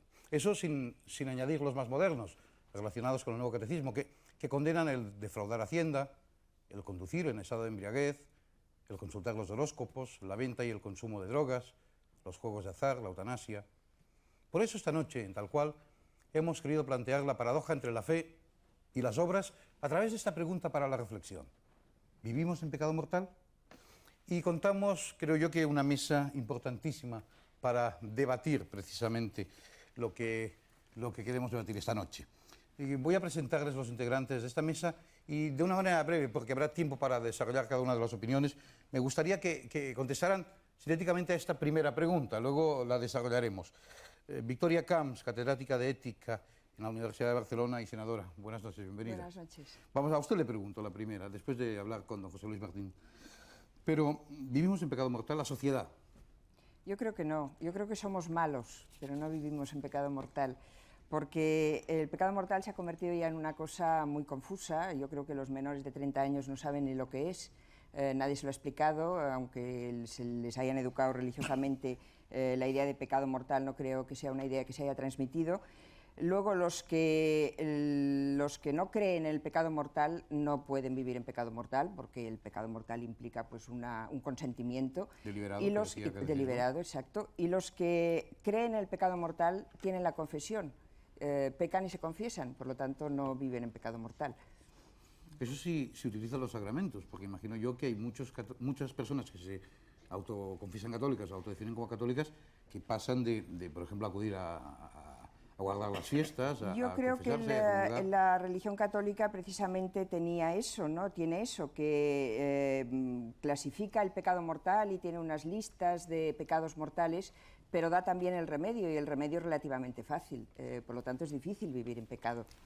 Don Enrique Miret Magdalena, popular y conocido teólogo seglar, buenas noches. Muy buenas noches. Contésteme usted, por favor, ¿vivimos en pecado mortal? Bueno, todo depende de lo que se entienda por pecado mortal, evidentemente, ¿no? ¿No está claro, desde el punto de vista de la Iglesia Católica, lo que es pecado mortal? Porque me sorprende que doña Victoria y usted también me diga, depende de lo que se entienda por pecado mortal. Hombre, yo creo que no está tan claro lo de pecado mortal. Que haya pecado, que todos pecamos algo, eso evidentemente es verdad. Pero yo creo que una de las cosas más inteligentes de nuestra Iglesia Católica, yo soy católico y practicante además, es el invento del pecado venial. Los hombres y las mujeres somos débiles, no somos malos. Entonces el pecado venial es lo que realmente cometemos los seres humanos hoy en día. Pero el pecado mortal, eso es una cosa terrible. ¿Quién es totalmente consciente que quiere el mal? ¿Y quién realmente consiente en ese mal que está conociendo? Pero creo que eso es casi imposible psicológicamente. Yo recuerdo que antes de la guerra hubo un dominico muy famoso, el padre Getino, que escribió un libro muy interesante que se lo metieron en el índice de libros prohibidos, sus enemigos de otra orden, y este realmente planteaba esto que estuvimos diciendo ahora mismo, y decía que qué difícil es cometer de hecho un pecado tan mortal como lo que nosotros definíamos por este pecado. Y además, luego está la historia, las culturas, las circunstancias. Bueno, yo voy a recordar aquí, yo tengo una colección de catecismos de todo el mundo, que tendré más de 1000 catecismos, y sobre todo españoles. Y claro, en el momento que empieza uno a leer esos catecismos, se da uno cuenta de que lo que era tan extraordinariamente grave en una época, a lo mejor en otra época no es tan extraordinariamente grave. Y voy a citar aquí un caso bien concreto. Aquí en España tuvimos, en este siglo, y en el siglo pasado, un catecismo muy célebre, era el del padre Mazo, que era una explicación del catecismo famosísimo del Ripalda y del Astete. Y ahí se decían cosas tan peregrinas como esta, que el liberalismo siempre es pecado y que leer un periódico liberal es pecado mortal. Y decían, pero siempre cualquier cosa de un periódico liberal será pecado mortal. Dice, hombre, se salvará uno si lee solamente las cotizaciones de bolsa o las reseñas taurinas. Bueno, todo esto realmente fue una época en donde hemos sido educados en ello. Ya, pero yo le estoy ciñendo la pregunta a esta época, precisamente. Pues esta época ya todo esto ha desaparecido. O sea, que no vivimos en pecado mortal. Yo creo que es muy difícil decir que vivimos en pecado mortal. Otra cosa es que decir que vivimos en algún pecado. O sea, quiere decir que faltamos, que somos débiles, que no cumplimos lo que deberíamos de cumplir porque estamos convencidos de que deberíamos hacerlo. Eso yo creo que sí, pero lo otro no. Don Enrique, luego continuaremos ampliando los conceptos. Si me permite, don José Luis Martín Vigil, le paso la palabra a otro compañero de mesa, ¿no? Porque, ¿o quiere usted aclarar algo más? Quiero decir una cosa breve, y es que, bueno, de acuerdo, hay una lista de pecados, académicamente hablando se puede hacer un catálogo, pero no olvidemos que de internis non judicat ecclesia. La Iglesia no se mete en el fuero interno. O sea que puede definir esto y esto y esto es pecado. Lo que no puede decir es este señor peca y este señor peca. Eso lo sabe la conciencia de Dios. Vamos a pasar la palabra a una periodista y presidenta de la CONCAPA, que es la Confederación Católica de Padres de Alumnos, doña Carmen Alvear. Buenas noches. Buenas noches. ¿Vivimos en pecado mortal? Bueno, de ninguna manera me atrevería yo a decir la sociedad en general, algo semejante, porque yo creo que, entre otras cosas, vivimos una sociedad que no tiene conciencia del pecado. Pero es que además, como ha dicho muy bien José Luis Martín Vigil, eso pertenece a la conciencia íntima de cada persona. Ahora, yo no me atrevería a decir, sin embargo, que realmente eso signifique que nos podamos sentir satisfechos y tranquilos, puesto que realmente tenemos una sociedad en donde a nuestro alrededor suceden cosas que nos interpelan, hay violencia, muchos a lo mejor estamos utilizando a los demás en nuestro propio beneficio, hay una bolsa de pobreza que está aumentando de día en día, hemos asistido ayer a una manifestación pública, yo no me voy a meter ya en los motivos de la huelga, pero en el fondo una manifestación pública en donde quizá algunos que tienen menos o que ven en precario su porvenir, lanzan ese grito a la sociedad, a la conciencia de la sociedad, para hacer una llamada de atención. Yo creo que alrededor nuestro tenemos muchas llamadas de atención que nos tienen que hacer reflexionar. Yo, sinceramente, no estoy tranquila cuando veo que de alguna forma estamos arañando algo de ese hombre que tenemos al lado de nuestro prójimo. Yo, como creyente, realmente sí creo que peco si no cumplo el primero de los mandamientos: amar a Dios sobre todas las cosas y al prójimo como a mí mismo.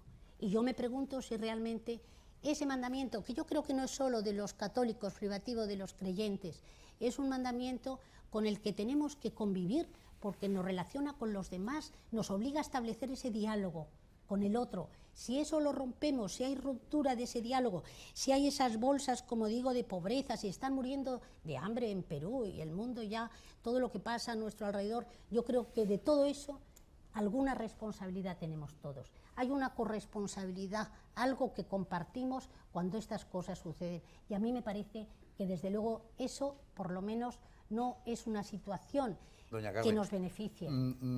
Después les cortaré más, porque es que si no, no habrá tiempo para nada. Yo les ruego que me sean un poco concisos.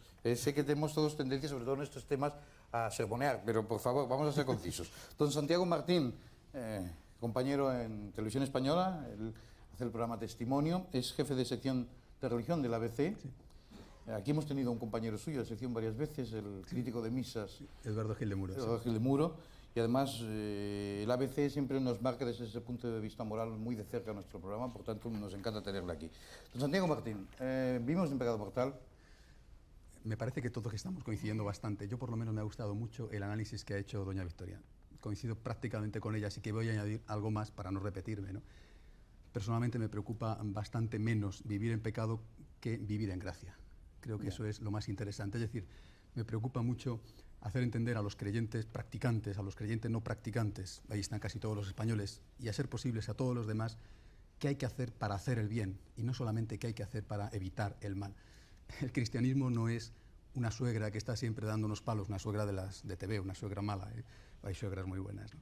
El cristianismo es una religión de virtud, es una religión en que te animan, que te dan un ánimo para luchar, que te dicen cómo tienes que superar tus defectos. Es decir, es una religión que predica la gracia. Don Santiago, el cristianismo quizá no haga eso, pero su santidad el Papa sí que está con la escoba dándonos palos en la cabeza, cuando dice cuidado, cuidado, cuidado. No, fíjate. Al menos esa es la lectura de un agnóstico que lee los periódicos y que se interesa por el tema. No, por ejemplo, fíjate, el Papa ha publicado 10 encíclicas, lleva 15 años de Papa.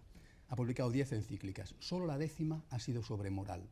Es decir, ha habido 9 encíclicas antes que ha hablado de temas específicamente de doctrina, 3 encíclicas dedicadas a cada una de las personas de la Santísima Trinidad, 2 encíclicas importantísimas de tipo social, una tercera que era un resumen de las anteriores. Es decir, ahí que es lo que hace todo el cristianismo desde que empezó. Es decir, hay darte unas fuerzas, unos ánimos, decirte cómo tienes que hacer para hacer el bien. Y a la fuerza eso lleva consigo también indicarte dónde está el mal. Y esas son las listas de pecados. Incluso el nuevo catecismo, cuando habla del tema de los mandamientos, no habla al principio. Tú, cuando llegas a los mandamientos, has tenido que pasar por muchas cosas antes. Sobre todo, mi experiencia personal, y estoy seguro que la de José Luis Martín Vigil, la de los demás sacerdotes, algunos que están aquí en el programa, mi experiencia es esta. Hemos sido tocados por el amor de Dios, no por una conciencia de pecado. Hemos sido tocados por alguien que nos ha querido y nosotros hemos querido amarle. Y ahí es donde nos hemos encontrado con la pregunta moral. ¿Cómo tengo que hacer para amar a Dios? Pero primero, La primera experiencia es que Dios existe y que Dios me Pues quiere. me da usted una gran alegría porque yo realmente estaba convencido y todo el equipo, por eso hemos preparado este tema, que la sociedad española, siendo católica, como se confiesa que es en su mayoría, tenía la sensación de vivir en pecado mortal. Igual no tiene la sensación, pero vive en pecado mortal. Bueno, Entonces ya no es pecado mortal. habrá de todo, claro. habrá de todo. Yo no digo que a ver, el pecado existe y por lo tanto habrá personas que estén en pecado. Digo, el análisis de doña Victoria me ha parecido perfecto. Hay personas que viven en pecado mortal y que son conscientes de eso y van y se confiesan. Hay otras personas que han perdido la noción de pecado, yo creo que tiene usted razón, de los 30 para abajo efectivamente la cosa está muy difuminada y ahí nos encontramos con un problema grave, no ya desde el punto de vista religioso ni desde el punto de vista social, ¿no? Porque a veces, o sea, quiero decir, siempre el concepto de pecado está relacionado con el trato con los demás. Si no tienen conciencia de pecado, no son solidarios, por ejemplo, y entonces, ¿qué ocurre? Pues que hacen daño a su prójimo y ni siquiera se dan cuenta. Atropellan a un señor, como el otro día aquella señora atropelló a un señor, y se fue tranquilamente, incluso le remató después con el coche y así. Los problemas de estos niños delincuentes que estamos viendo en tantos sitios, ¿no?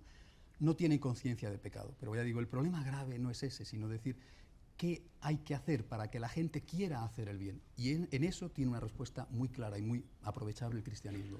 Si me permite, vamos a pasar la palabra a don Gonzalo Higuera, que es jesuita y catedrático de Ética Económica en la Universidad Pontificia de Comillas, en Madrid. Don Gonzalo, buenas noches. Buenas noches. ¿Qué opina usted? Le formulo la misma pregunta para Bueno, lo primero que opino es que no sé de dónde se habrá sacado nuestro querido director la pregunta, porque se las trae. Ya. Y luego, además, en las respuestas se están superponiendo muchas cosas, como las escamas de un pez o las tejas de un tejado. Pero entonces, para decir algo, y a decir algo, además, desde lo más íntimo del corazón y desde lo más íntimo de cada uno, podemos empezar diciendo esto, y enseguida termino, ¿eh? Sí, sí, yo se lo le miro. Todos somos pecadores. Y si alguno piensa que no es pecador, que levante el dedo. Pero todavía no he terminado, ¿eh? Que levante el dedo. Ya esto en la Roma pagana, veo lo que es mejor. Lo apruebo, que está bien. Ética pura, ¿eh? Y sin embargo sigo lo peor. O después, en los primeros tiempos del cristianismo con San Pablo, hago el mal que no quiero y no hago el bien que quiero. ¿No nos pasa a nosotros algo de esto? ¿Verdad que sí? Pero todavía no he terminado, ya van 2 veces. Entonces todos somos pecadores. Luego tenemos el peligro de decir, ah, sí, todos son pecadores. ¿Qué pecador eres tú, tú, tú, tú y tú y tú? No, no, no, no, no.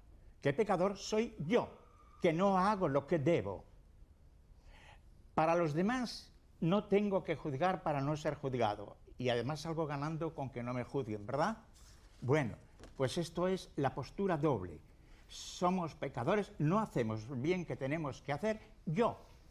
De los demás no me voy a meter. Y mucho menos si los españoles son más o menos pecadores.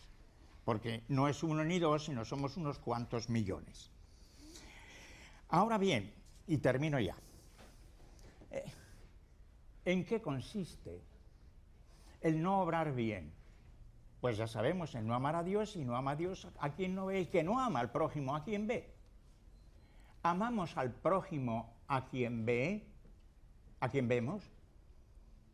Pues entonces nos estaremos portando bastante bien. No le amamos o no. ¿Y en qué está la prueba? En que le servimos.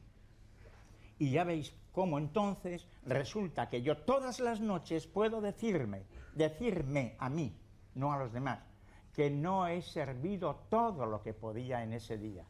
Por lo tanto, no he obrado todo el bien que podía. Bueno, me acaban de decir, al entrar aquí, que las personas del público que están aquí hoy, pues han obrado y se han dedicado en el Día de Reyes a buscar juguetes y a repartirlos. Esto es un servicio. Esto es todo lo contrario al pecado. Por lo tanto, les felicito. Muy bien, padre, muchas gracias. A partir de ese momento podemos debatir. Yo creo que parece que están ustedes muy de acuerdo, pero sí, bastante. Yo creo que cuando entremos en materia quizá no lo estemos tanto. Me gustaría de todas maneras dar paso a un testigo, hablando del pecado, porque tenemos con nosotros a un sacerdote, doctor en teología, confesor, que ha estado 1 año y medio en París y que trabaja aquí, y no sé si la palabra trabajar, perdonen ustedes a veces la incorrección del lenguaje en el tema pastoral, pero igual no sé si la palabra trabajar es la adecuada. Pero trabaja aquí y trabaja afuera, confiesa aquí, confiesa afuera.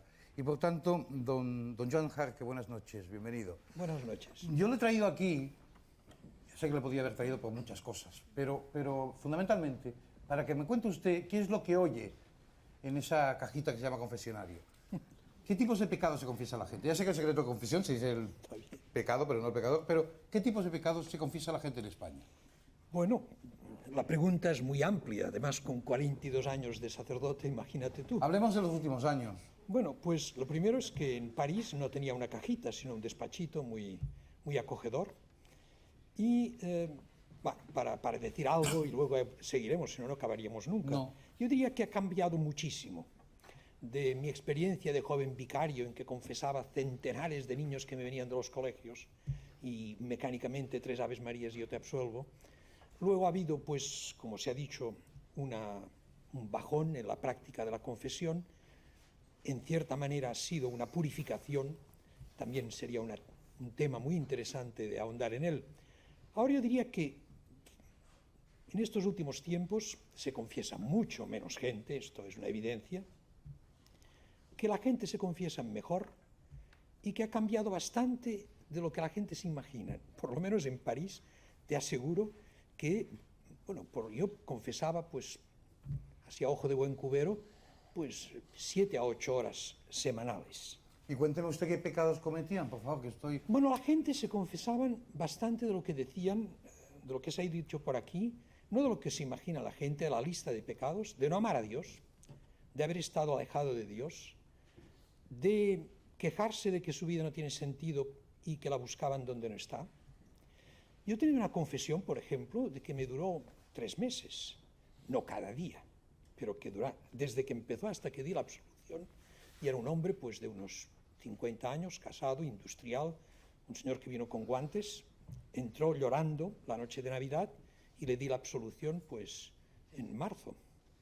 Porque él no la quería, además. Él quería... Bueno, esto, me preguntas de qué se confiesa la gente. Eso era una terapia. Me parece que respondo. Ya. No, pero concretamente, ¿de qué pecados? ¿Cuáles son los pecados más actuales? Yo diría que si quiero sacar un común denominador de este año y medio en París, yo te diría que era de esto, del no amar a Dios, pero en este sentido, no de no amar a Dios dándole besitos a una estampita, sino de que su vida no tenía sentido y que ellos comprendían que solamente la trascendencia, es decir, Dios, podía darla, y ellos no estaban en armonía con esta llamada. Don Juan no me va a contestar, ¿eh? Sí, bueno. No, porque yo, claro, de mis años mozos de confesionario, yo no decía, oiga, no he amado al prójimo, sino que decía, he matado a mi madre, bueno, si era el caso. He pegado a mis hermanos. No, mi madre política. Bueno, mi madre política. Yo entiendo que la confesión debe haber evolucionado muchísimo. Muchísimo. ¿No? O sea, la gente no se confiesa de pecados concretos, ni contra el séptimo, ni contra el noveno, ni contra el tercero, sino la gente así, a grosso modo, dice, pues mire, yo no he amado a Dios, Padre, no he amado al prójimo. Y no amo al prójimo, no soy fiel a mi profesión, por ejemplo. Yo sé que hago trampa, que tendría que dedicarme más, médico, un ingeniero, decir, yo sé que tendría que trabajar mejor, de falta de dedicación a la familia, de verdaderamente entregarse a la familia, de ser egoísta en la familia. Es muy sutil, yo te diría que no es lo que la gente se imagina y lo que yo confesaba, pues, en mis años mozos de vicario, que era lo que decís, pues, los pecados, pues, de lista, y sobre todo lo que se llamaba los pecados de cintura para abajo. Si acaso te lo dicen en clave de amor, de fidelidad, de verdad. Impresiona mucho a la gente que se acusan no de haber cometido adulterio, sino de haber faltado a la verdad, he engañado a mi mujer, y no en el sentido popular de engañar, sino porque llevo una vida doble y en casa hay mentira. ¿Y eso se arrepienten y luego vuelven la semana siguiente y vuelven a caer? Es decir, ¿hay un pecado periódico, cíclico? Por ejemplo, un abonado al confesionario que cada semana se confiese de que ha estado con su amante, por ejemplo, y viene cada semana y dice, esto era una cruz de los confesores, no sé si me lo confirmarán mis colegas, yo había sufrido mucho de esto, porque esto se daba, sí. Se daba a la persona que te venía cada semana o cada 15 días con la misma historia. Y entonces yo me acordaba de lo que me contó un gran confesor cuando yo era joven, digo un gran confesor porque confesó muchísimo, y me dijo algo que ha dicho Miriam Magdalena: es muy difícil encontrar un pecado mortal, porque que haya materia grave, que haya realmente conciencia y libertad, es difícil. Pero cuando encuentras uno es muy difícil perdonarlo, porque es esto que dices tú. Si yo tengo una amiga y voy todos los viernes, soy muy regular, como decía nuestro profesor de moral, es un hombre muy regular en su vida, y va solamente los viernes con su amiga, ¿verdad? Y todos los viernes, no fallaba nunca. Bueno, este señor no hay manera de perdonarle. Se engaña, yo le daré la absolución si quiere, pero, en fin, no, y a veces no se da, ¿verdad? Muchas gracias, don No Juan. sé si te respondo bien. Bueno, esperaba que fuera usted más conciso y que me comparara los pecados españoles con los franceses, pero imagino que Europa Unida, que por eso estamos unidos, debe estar en la misma línea de confesionario. Acabo de llegar de allí. Bueno. Bueno, pues esto es lo que da de sí el pecado, pienso yo, ¿no? Es decir, la gente, por lo que ustedes están diciendo, en general no peca, porque en principio, según Victoria, no tiene una gran conciencia de pecado. Y por otro lado, como se arrepienten inmediatamente, no sé si alguien ha dicho esa expresión por aquí, es decir, o don José Luis Martín cuando estábamos en la entrevista, pues por tanto realmente estoy sorprendido, pues yo pensaba que amigos míos católicos que se han divorciado y que no se han vuelto a casar y que viven divorciados, yo pensaba que ellos tenían conciencia de estar en pecado mortal. Yo creo que no hemos dicho eso, en ningún momento. Igual lo he entendido yo mal y les pido disculpas. Bueno, soy muy mal catequista. No, que va, Ángel, lo que pasa es que quieres provocar, que esta es tu tarea esta noche, pero... Muchas gracias, nosotros, colega. Lo que hemos dicho, lo que ha dicho Victoria, es que hay una gran confusión, ¿no? A ciertos niveles hay un problema de que durante mucho tiempo pues se ha quizá entendido mal el concepto de la autonomía de la conciencia, se ha entendido mal el concepto de la libertad, ¿no? Y como vivimos, no sé si en España, pero aquí desde luego vivimos mucho en una cultura del péndulo, de extremo a extremo, pues hay esa confusión en unas generaciones, ¿no? Pero eso repercute no solamente en el aspecto íntimo, religioso, sino repercute en el aspecto social, porque el pecado es siempre un problema social. Yo no me arrepiento solamente de haber tenido una relación mala con Dios, sino que la mayor parte de los pecados son relaciones malas con Dios a través de la relación mala que he tenido con mi prójimo. Esto es fundamental entenderlo así, porque si no... Pero para mí lo peor de todo, ya digo, es que la gente no se confiesa, y te hablo también como confesor, porque yo me confieso y confieso. Y la gente no se confiesa casi nunca del bien que ha dejado de hacer, y esto es tremendo. Esto es tremendo, y eso sí que es una falta nuestra, de los sacerdotes, de la Iglesia, de que no hemos sabido todavía, después de casi 2000 años, educar a la gente creyente de que el bien que se deja de hacer, pudiendo hacerlo, por supuesto, no en casos de heroicidad o tal, ese bien que se deja de hacer también es algo de lo que tenemos que pedir perdón. Tú puedes tener la conciencia relativamente tranquila por los 3 grandes pecados, que son los pecados de los que la gente se suele confesar cuando se confiesa con lista, ¿no? No he matado, no he robado, no he engañado a mi mujer o a mi marido, ¿no? Los 3 grandes pecados, bien. Pero a lo mejor no te has parado a pensar en que has podido intervenir en una discusión para poner paz, por ejemplo, ¿no? Y te has inhibido, no quiero líos, ¿no? Y como eso, muchísimas otras cosas. Nadie se confiesa de tener malos pensamientos, porque era un pecado típico antes, ¿no? Sí. O sea, yo creo que lo que ha pasado es que no se ha sabido transmitir una concepción civilizada de pecado, que es de la que estamos hablando aquí. O sea, todos los pecados que se han citado antes es la conciencia de la persona que sabe que lo que está haciendo no lo está haciendo bien en el trabajo o con la familia, o si es creyente se da cuenta de que no tiene una fe sólida y eso lo considera un mal, lo considera un pecado. Pero claro, la idea de pecado no va asociada a eso. Es decir, la idea de pecado va asociada a unos mandamientos y sobre todo a unos cuantos, uno de los cuales, el 6º mandamiento, ni siquiera podíamos decirlo, formularlo, tal como se debía formular. O sea, tenía una fórmula eufemística, ¿no? No cometerás acciones impuras, que nadie sabía lo que quería decir, ¿no? Sobre todo de pequeñitos, ¿no? No cometerás adulterio era, me parece, la fórmula más ortodoxa, ¿no? Pero era no cometerás acciones impuras, ¿eso qué significa? Entonces, claro, esa idea de pecado hoy creo que ya no la entendería nadie, no se puede seguir con esa idea, y sin embargo es la que se sigue manteniendo en el catecismo. sigue habiendo listas, ¿no? Y siguen habiendo listas de cosas muy concretas. No me parece que sea así. Yo tampoco estoy muy de acuerdo. Claro que hay puntos de referencia y efectivamente ahí tenemos que tener una idea muy clara, sobre todo los creyentes, ¿no?, ante esta serie de cosas. Pero yo diría que ha cambiado enormemente la situación. Claro, hablar del pasado y hacer una crítica es fácil y hasta es divertido. Yo recuerdo cuando iba al colegio, estudiábamos, me parece que era el Astete, el catecismo, lo sabíamos de memoria, lo aprendíamos de memoria. Y la primera pregunta era, decid niño, ¿cómo os llamáis? Y yo contestaba, Pedro, Juan, Francisco, etcétera. Era la primera pregunta que tenía que responder entonces, ¿no? Claro, esto fuera de su contexto, pues nos hace reír. Yo con el tiempo me he acordado y me he sonreído ante ese hecho. Pero la realidad es que antes teníamos como mucho más reglamentada la vida, en todos los aspectos, no solo en el religioso. Entonces, efectivamente, pues ahí teníamos el catecismo, teníamos, pues en el fondo, yo creo que nos gustaba el que otros fueran responsables por nosotros y el saber que efectivamente ser bueno era cumplir estas cosas y faltar y cometer pecados veniales, el mortal. Yo creo que, bueno, eso ya se escapaba de nuestra conciencia, pues te confesabas y te perdonaban. Pero claro, ¿qué pasa?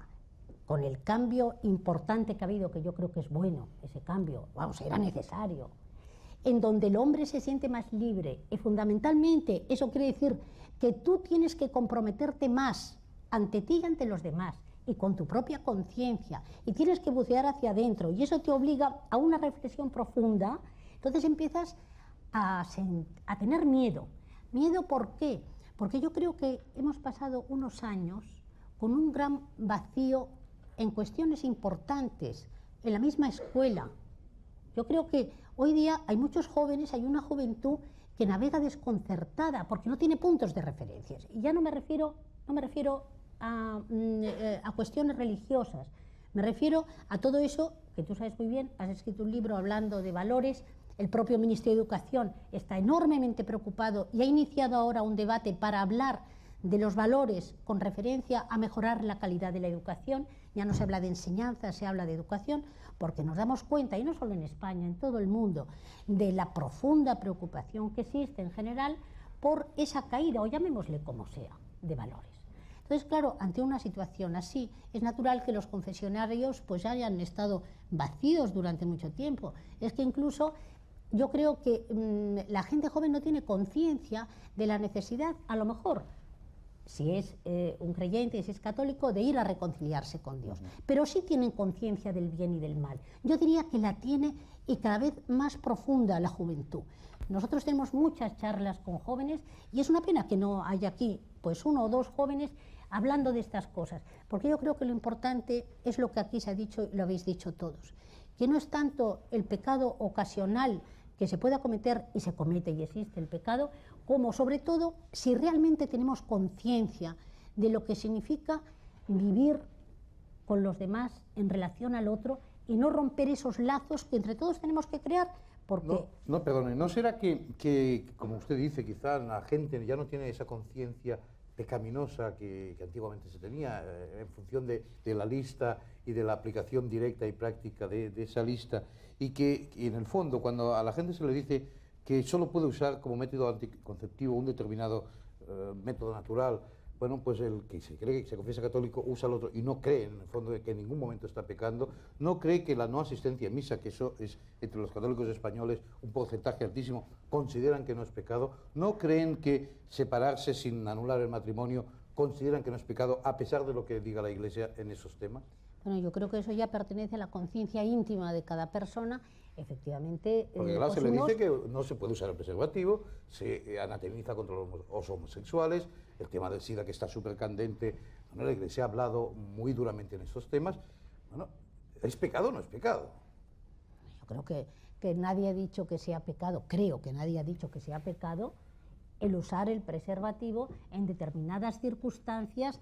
La gente verá, y yo creo que eso pertenece ya a la conciencia de cada uno, al problema personal de cada uno. Realmente, si hay 2 personas que tienen unas relaciones de alto riesgo, conociendo a lo que se exponen, el peligro que van a tener, etcétera, etcétera, bueno, pues eso Yo no quiero meterme en lo que puede ser esos casos concretos. Lo que no estoy de acuerdo en absoluto es en generalizar y dar un mensaje equivocado, además engañoso y falso, a toda la juventud y a toda la sociedad, como se ha dado en determinados programas, en donde, faltando a la veracidad, porque no se ha dicho toda la verdad, se ha dicho, por ejemplo, que el preservativo es el medio más eficaz para evitar el SIDA, porque eso es engañar a la sociedad, cuando después, además, nosotros tenemos el dato, porque la Organización Mundial de la Salud, me parece que lo ha publicado hace poco, yo lo he leído, que en España, por ejemplo, el índice de fallos en los preservativos que se utilizan es muy alto. Bueno, será que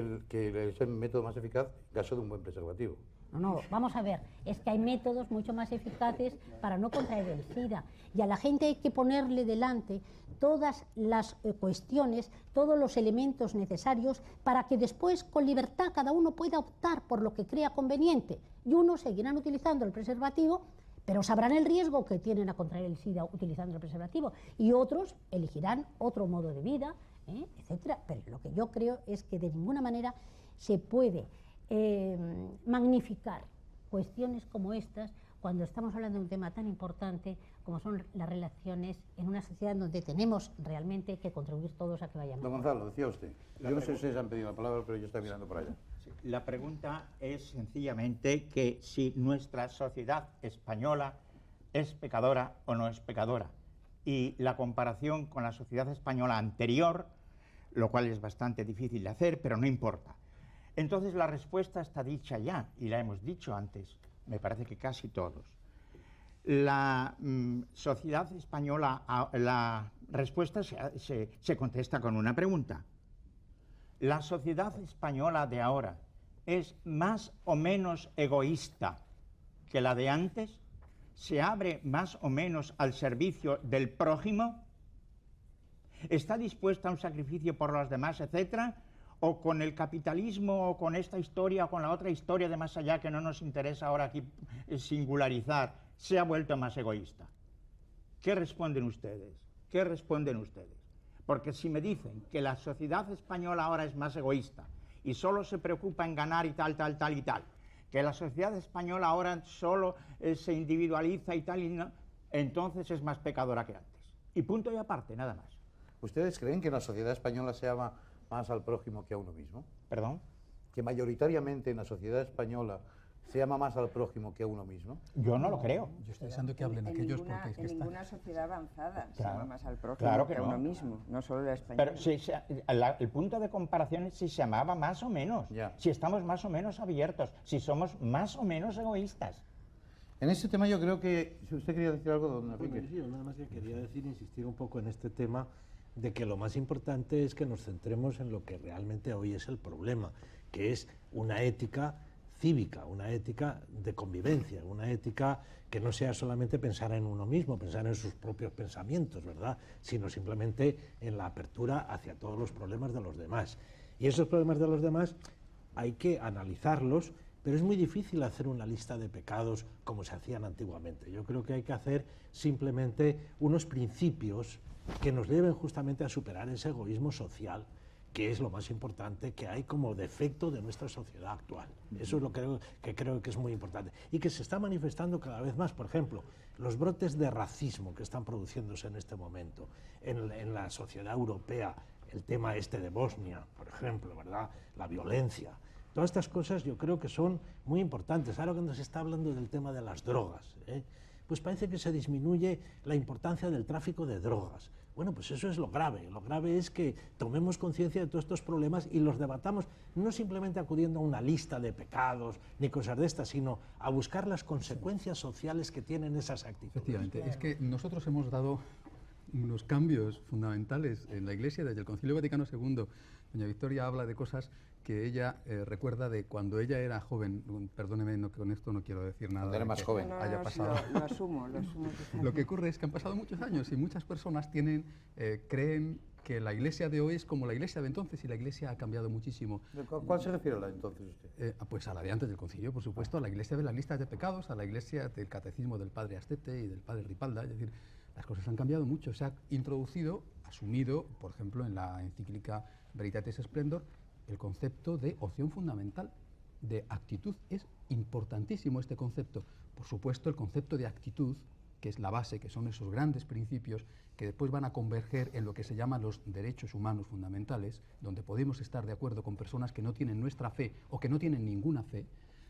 Esas grandes actitudes, esas grandes vías tienen que plasmarse en actos, porque si no, a ver cómo tú mantienes la cara alta para decir que tienes una actitud positiva ante la vida y después no ayudas a una persona que te necesita, ¿no? O sea, las actitudes tienen que plasmarse y demostrarse en actos. Los actos siguen siendo fundamentales. No. Pero repito, el problema mayor es de dónde se saca el ánimo para que la gente haga eso que ella misma cree que debe de hacer, porque todo el mundo tiene una ética. Los jóvenes, por ejemplo, que han salido en la encuesta anterior en la plaza de la Catedral de Barcelona, alguno decía, yo no creo en el pecado, yo no. Todo el mundo tiene una ética, todo el mundo, ¿eh? O sea, en las pandillas de los delincuentes hay una ética de la pandilla, una fidelidad terrible al jefe, etcétera. Bueno, hay unas éticas que cada uno tiene, y cuando uno incumple su ética, está haciendo, podríamos decir así, entre comillas, un pecado contra su propia concepción de lo que es el bien y el mal. El asunto está de dónde se saca la fuerza para hacer el bien que uno quiere hacer, y ahí es donde la religión ofrece una respuesta. Me gustaría tener una respuesta para eso que usted ha planteado, y creo que la tenemos en un religioso Camilo que tenemos como testigo esta noche, don Javier Barbero, que lleva 5 años en el Comité Ciudadano Antisida, y quizá nos pueda responder de dónde se saca la ética para hacer el bien, que preguntaba Santiago Martín. Buenas noches. Buenas noches. Yo creo que en principio la ética nos viene de los planteamientos personales y de la escala de valores que vamos asumiendo. Lo que ocurre es que la ética viene confrontada diariamente por lo que tenemos delante de la nariz en nuestras calles, en Madrid, en Barcelona y en cualquier lugar de este país. Claro, yo me planteo que si uno entiende el pecado dentro de su poco conocimiento de estas cosas como todo aquello que va en contra del amor y de la justicia, yo me pregunto qué tengo que hacer cuando tengo delante a una pareja de homosexuales, amigos míos, que se aman profundamente, que llevan viviendo 5 años y que es una relación absoluta de amor. Yo como creyente, en principio, si respaldo que el pecado es lo que va contra el amor, yo en absoluto voy a condenarlas. Ese es un ejemplo, sin más, que no quiero entrar en detalle en este tipo de cosas que pueden parecer anécdotas para algunos, pero que generan un montón de sufrimiento a las personas que están viviendo esas realidades. Se ha hablado aquí del pecado, que yo creo que fundamentalmente es un hecho religioso. Es decir, el delito es un hecho legal, la moralidad o inmoralidad es un hecho ético y el pecado es un hecho religioso. Y claro, los creyentes a veces tenemos serias dificultades. Hablando del pecado de omisión, se nos planteaba antes, yo me planteo por lo menos, qué pasa con todos esos magrebíes que nos cruzan por el Mediterráneo y que se mueren en las pateras y que a veces tenemos pocas cosas, o hemos dicho muy pocas cosas, como ciudadanos y como creyentes. Y me planteo también que en este país se siguen muriendo enfermos de SIDA en las prisiones todos los días, y eso se niega por la Administración. Y yo como ciudadano y como creyente tengo una serie de corresponsabilidades en ello. Antes planteaba a la mesa que la clave es preguntarnos qué hay que hacer para hacer el bien, cómo amar a nuestro prójimo, ¿no? A lo mejor es la pregunta que nadie podemos responder, pero yo creo que la clave está en conductas concretas en las que la Iglesia, porque el pecado es hecho religioso, tiene que empezar a dar cada día más un poco de avance. La Iglesia yo creo que es solidaria. Y de hecho hay muchas casas de acogida, hay muchos centros de rehabilitación de toxicómanos, albergues, está potenciando.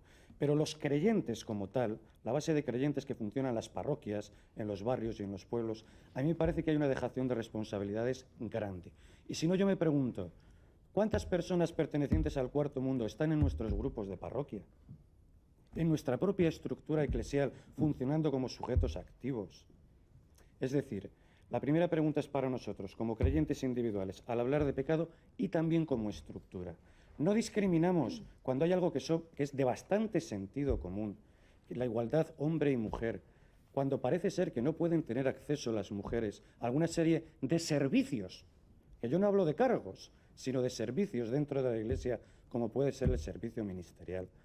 Me parece que hay que seguir reflexionando.